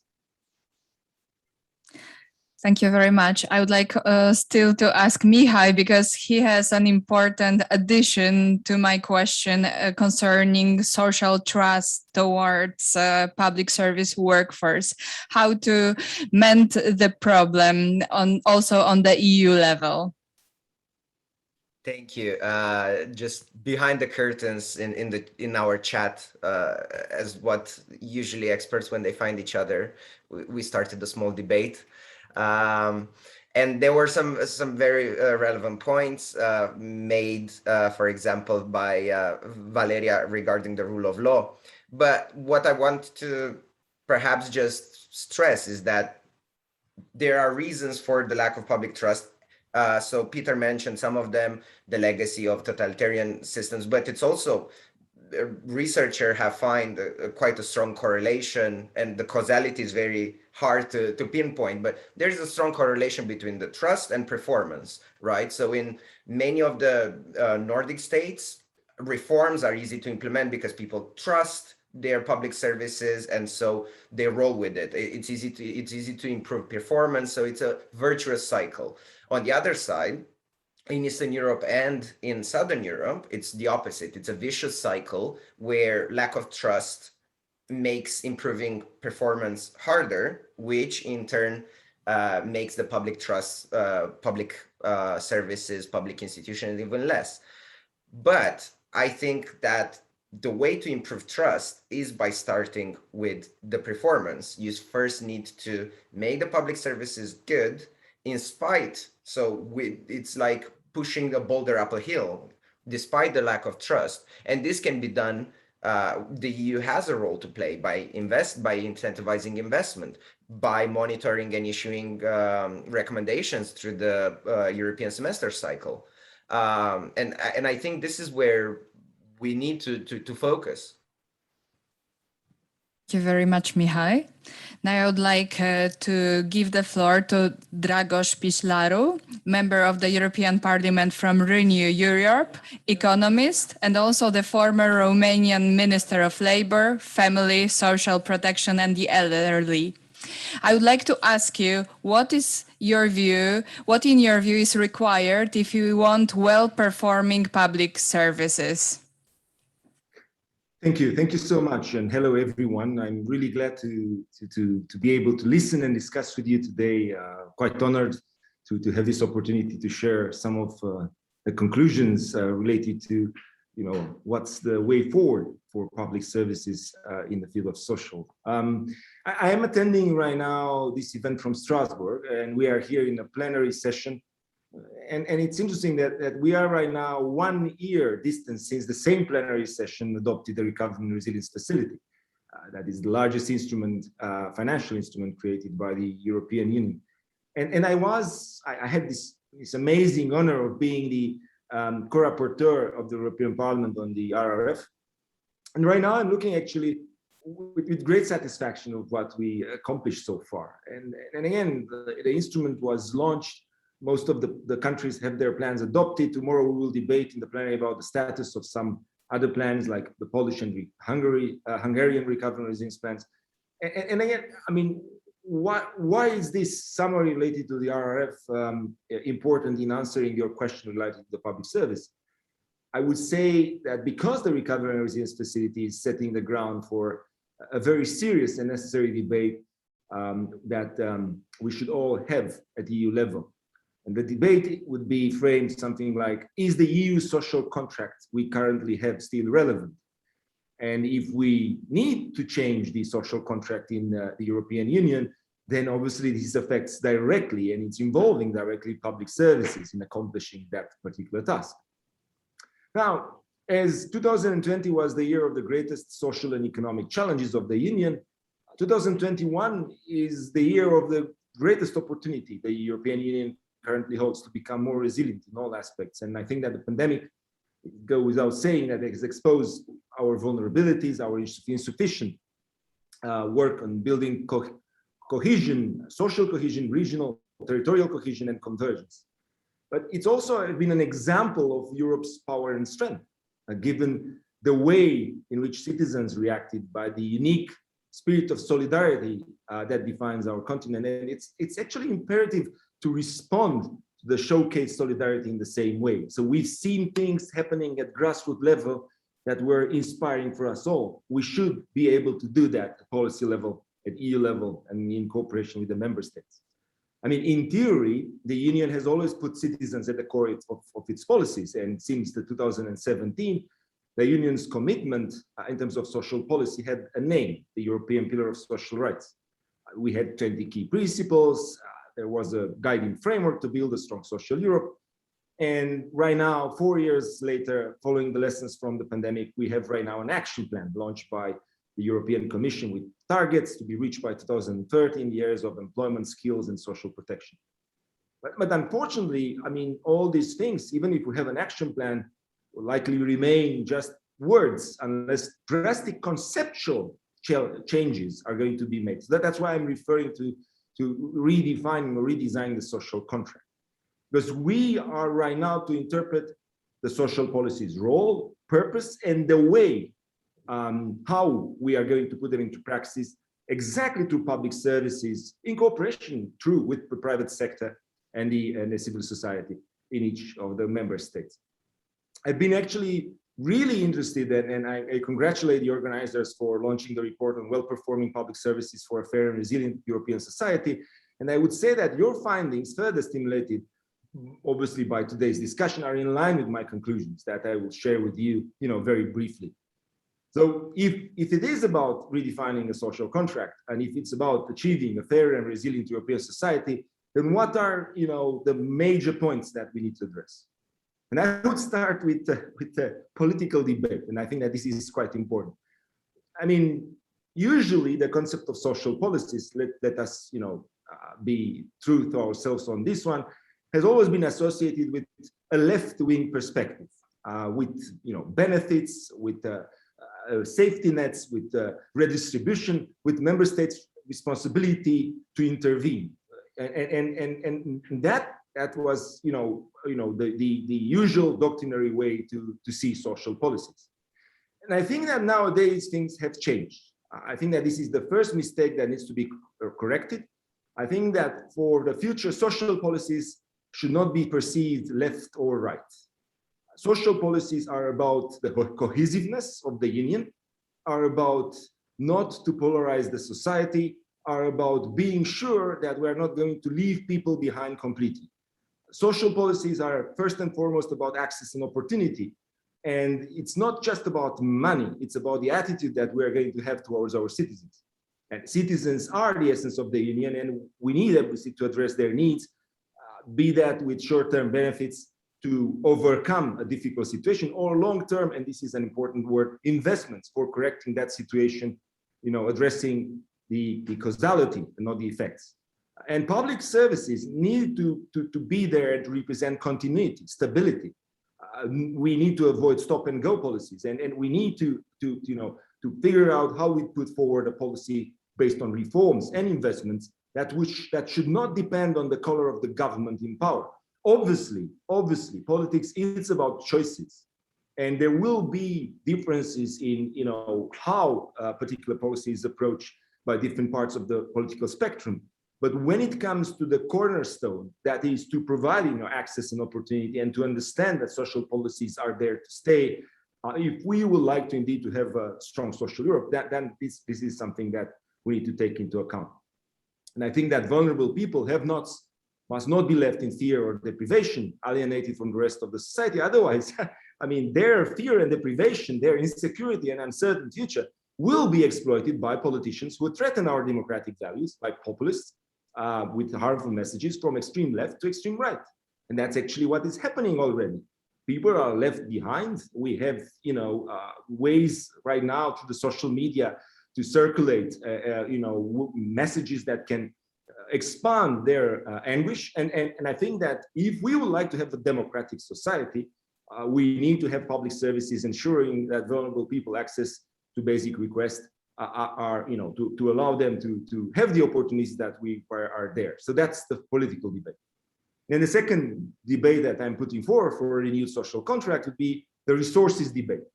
I think that social policies clearly require large-scale projects that require long-term financial support that need to be invested. So we are talking here about the multi-annual perspective and about bringing the words that are more or less related to brick and mortar investment into work. We cannot see just social benefits being an amount of money that is going to be spread towards vulnerable people. We talk here about infrastructure. We talk a bit about the quality of service. We talk here about active labor market policies, about health and education policies, pensions and other measures integrated, through different particular fields. And silo policies, being a former Ministry of Labor, I can tell you that silo policies are a major threat from this particular perspective. But from this particular thing, I will come back to that actually on efficiency. Now, why I'm repeatedly saying that's about investment, because right now, in terms of what we have as evidence from both researchers and practitioners as well, is that right now social policies are really reactive. We see in our member states that we react to the vulnerability of people rather than prevent their situation.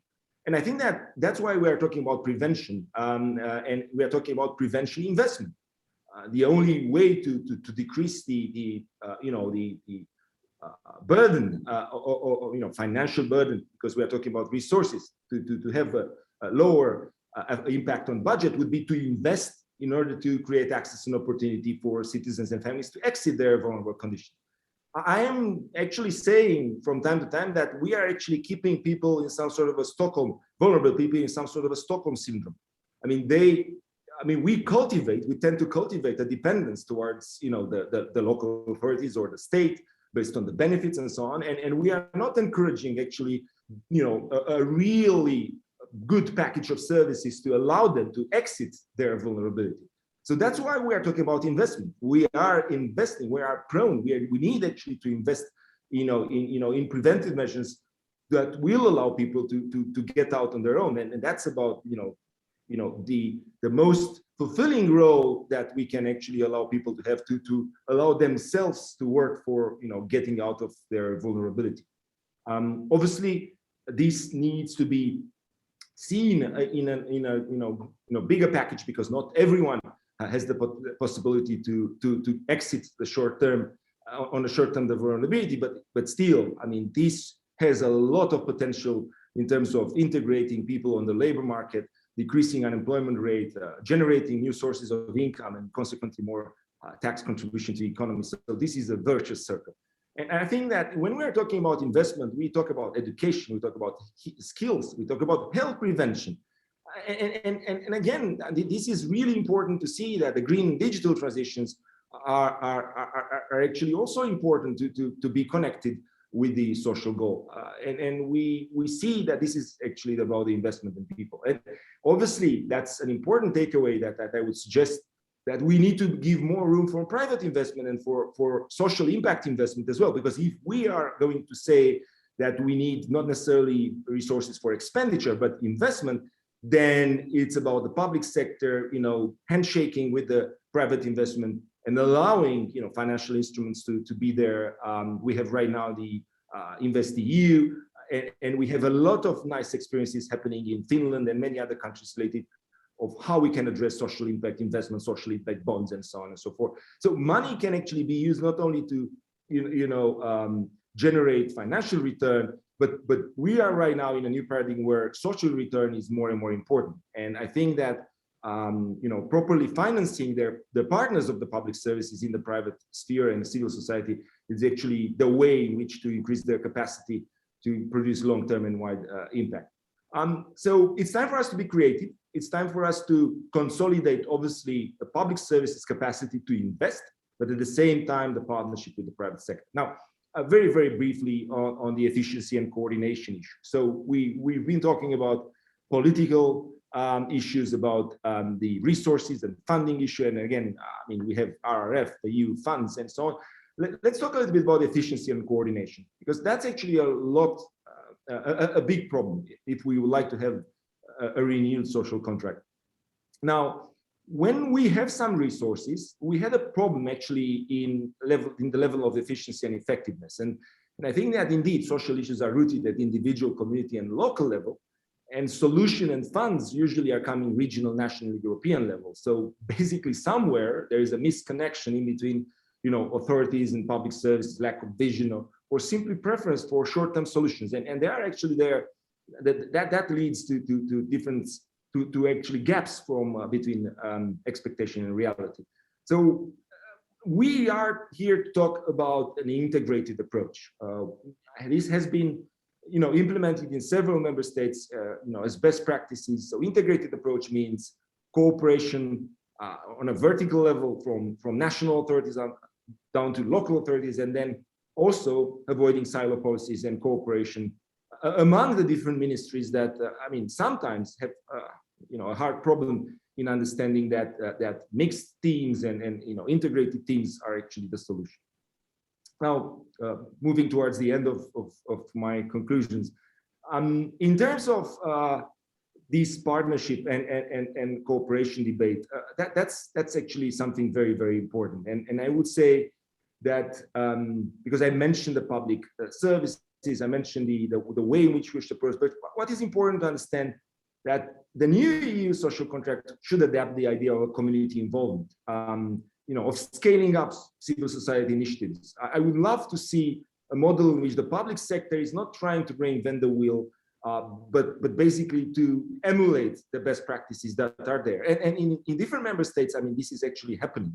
And I feel that there should not be any competition between public services and private services. I have seen instances where this type of cooperation is really successful. And I really love to see more about this platform network of community-based public and private actors, social workers, social counselor, a school counselor, health workers, public and private providers of social, occupational, education, and health services, all of them working towards, with the citizen-centered approach for helping vulnerable people and having intervention plans. And that's actually the way forward. That's how we are going to reach an inclusive union. We should not just, rely on the state and say, yeah, okay, we are paying taxes, the state is going to solve our problems. That's not the approach. The approach should actually be about being inclusive in the sense that we should care about what is happening there. We should care about how we deliver at community level. And it's about involving as many people as we can. Right now, with the new powerful digital tools, we can actually increase awareness and have volunteers and have what I would like to see as a future, European Solidarity Corps expanded, if you want, or revived, or 2.0. So, I mean, this is about how we can... We need to end now. Yeah, I'm really grateful, but your message is clear. Investment and a new social contract, a more inclusive one. Absolutely. Thank you very much. Thank you so much. And that's what our next generation truly needs. And thank you very much. And sorry for being a little bit long, but you see, I'm quite passionate about that. No problem at all. Thank you again. And now I would like to give the floor to Klaus Heger, Secretary General at CESI, for your closing remarks. Thank you. Yes, thank you very much. I mean, I much appreciated also what Mr. Pîslaru said. I mean, we have to realize Mr. Pîslaru is from Renew Europe, also from the Liberal group. And I think what you have said, Mr. Pîslaru, I don't see you anymore on the screen, but I hope you're still listening to me. It is, for me, a very clear way forward, which you have been indicating.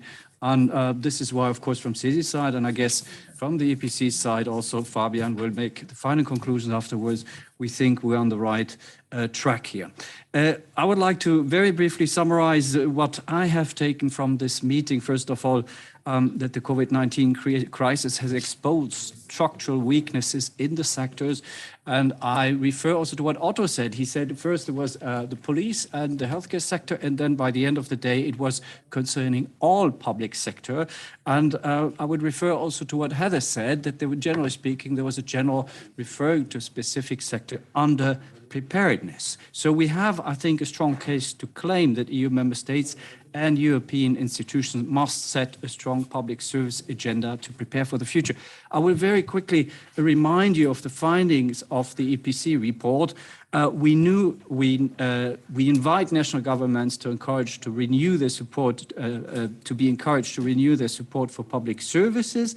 EU member states must aim to improve the resilience and service quality of public services.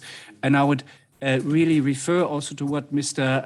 Pîslaru said and to what is written also in EPC findings. It is about putting investment in the equipment, facilities and staff of public services at the core. It is about designing and reforming public services in the spirit of providing the best social results in service resilience and not the most cost-effective outcome. I think that was also what Dragoș referred to as social return. What I found very, very exciting and important is, of course, the issue of attracting new and young talents to face also, let's say, the capacity of public services to respond to crisis, but also to deliver on a daily basis, meaning we are faced with labor shortages. We have to recruit young talents. How do you do that? And I was very happy also to hear Tadas saying, was it Mr. Peter Ulrich also, that there's a certain pay dimension in that, and it is about working conditions, investment in human capital and in the workforce. With these findings at hand, I want to try to be very brief. Where do we go from there? I think we have several sources, which have been several paths which we can follow. First of all, the European Pillar of Social Rights. I think Mrs. Barbara Kauffmann was here making her point, making her case on that, how we can use that European Pillar of Social Rights, how we can use the key headline targets, or let's say the action plan also to make a stronger case for public services. Then Valeria and Dragoș also referred, of course, to the design of the EU recovery plan and the recovery and resilience facility in a way that puts the performance and resilience of public services and their personnel at their heart. And finally, also that case was made by Mihai and I think by Heather also, that we should indeed look at the reform of the EU's fiscal surveillance framework making a specific case for investments. I think Valeria also referred to the general escape clause, at least in the context of the resilience facility and the possibility of its prolongation.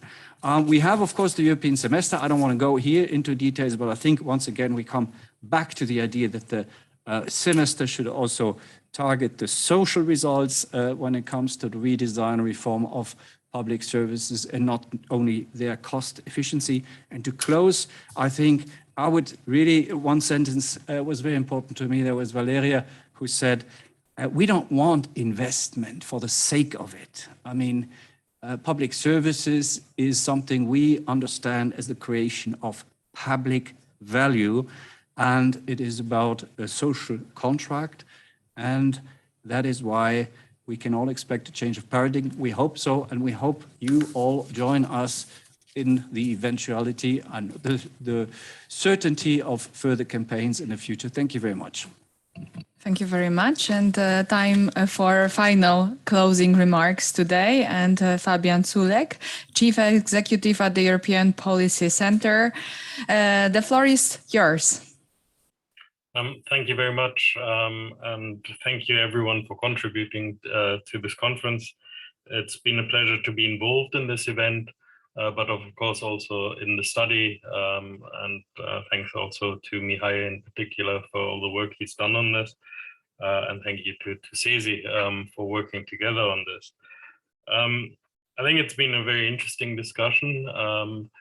I don't want to be too long, so I'm not going to go through everything which has been said, but I think it's important to also recall that public services were already under pressure before COVID, that there were a number of structural changes which were affecting our economies, from demography, changing labor markets, to public finances and the fiscal consolidation, which is needed in many places, to rising inequalities, to a changing social contract, to different ways of delivering key areas of public services like education and health, to the digitalization, the new technologies. So all of this was already impacting. And now with COVID, that has increased that effect. But I would also see this as an opportunity. There is an opportunity here to really bring forward the strength of public services, of public added value, as something which is a competitive advantage for Europe in this new global environment. But there, I think it is very important that we have more of, for lack of a better word, more of a Europeanization of this topic, that we actually have a conversation across Europe on how we can work together, be it in the context of recovery and resilience, be it in the context of the pillar of social rights, be it in the context of labor markets, which are cross-border and which will continue to be under pressure with labor shortages and skills shortages, and be it in the context of digitalization. And I think one of the key concepts which ties all that together is the question of social investment. Can we actually turn the mindset into a discussion where we see this not as expenditure, but that we see it as an investment, which will advance not only the social objectives, but many of the other objectives which are there at the European level, be it digital, be it green, or be it in terms of economic growth.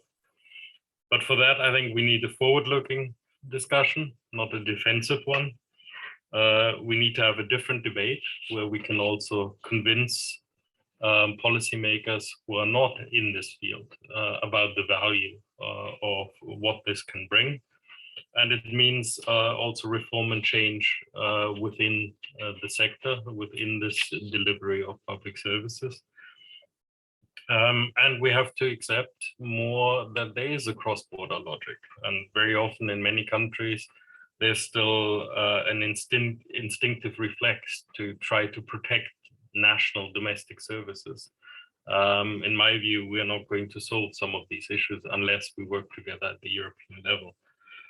So for me, more effective cooperation, but also a different kind of debate, and change and reform are the crucial elements which will help us to continue to put this on top of the discussions in Europe.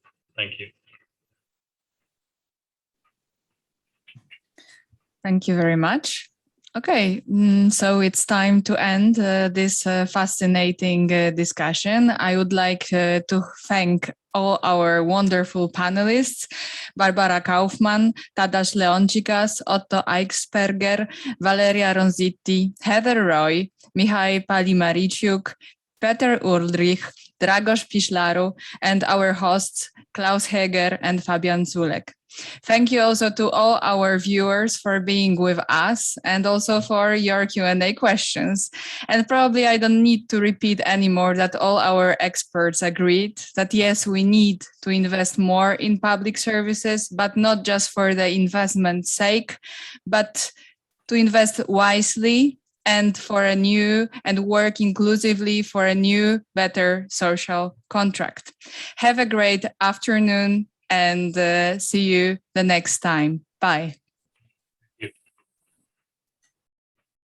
Short.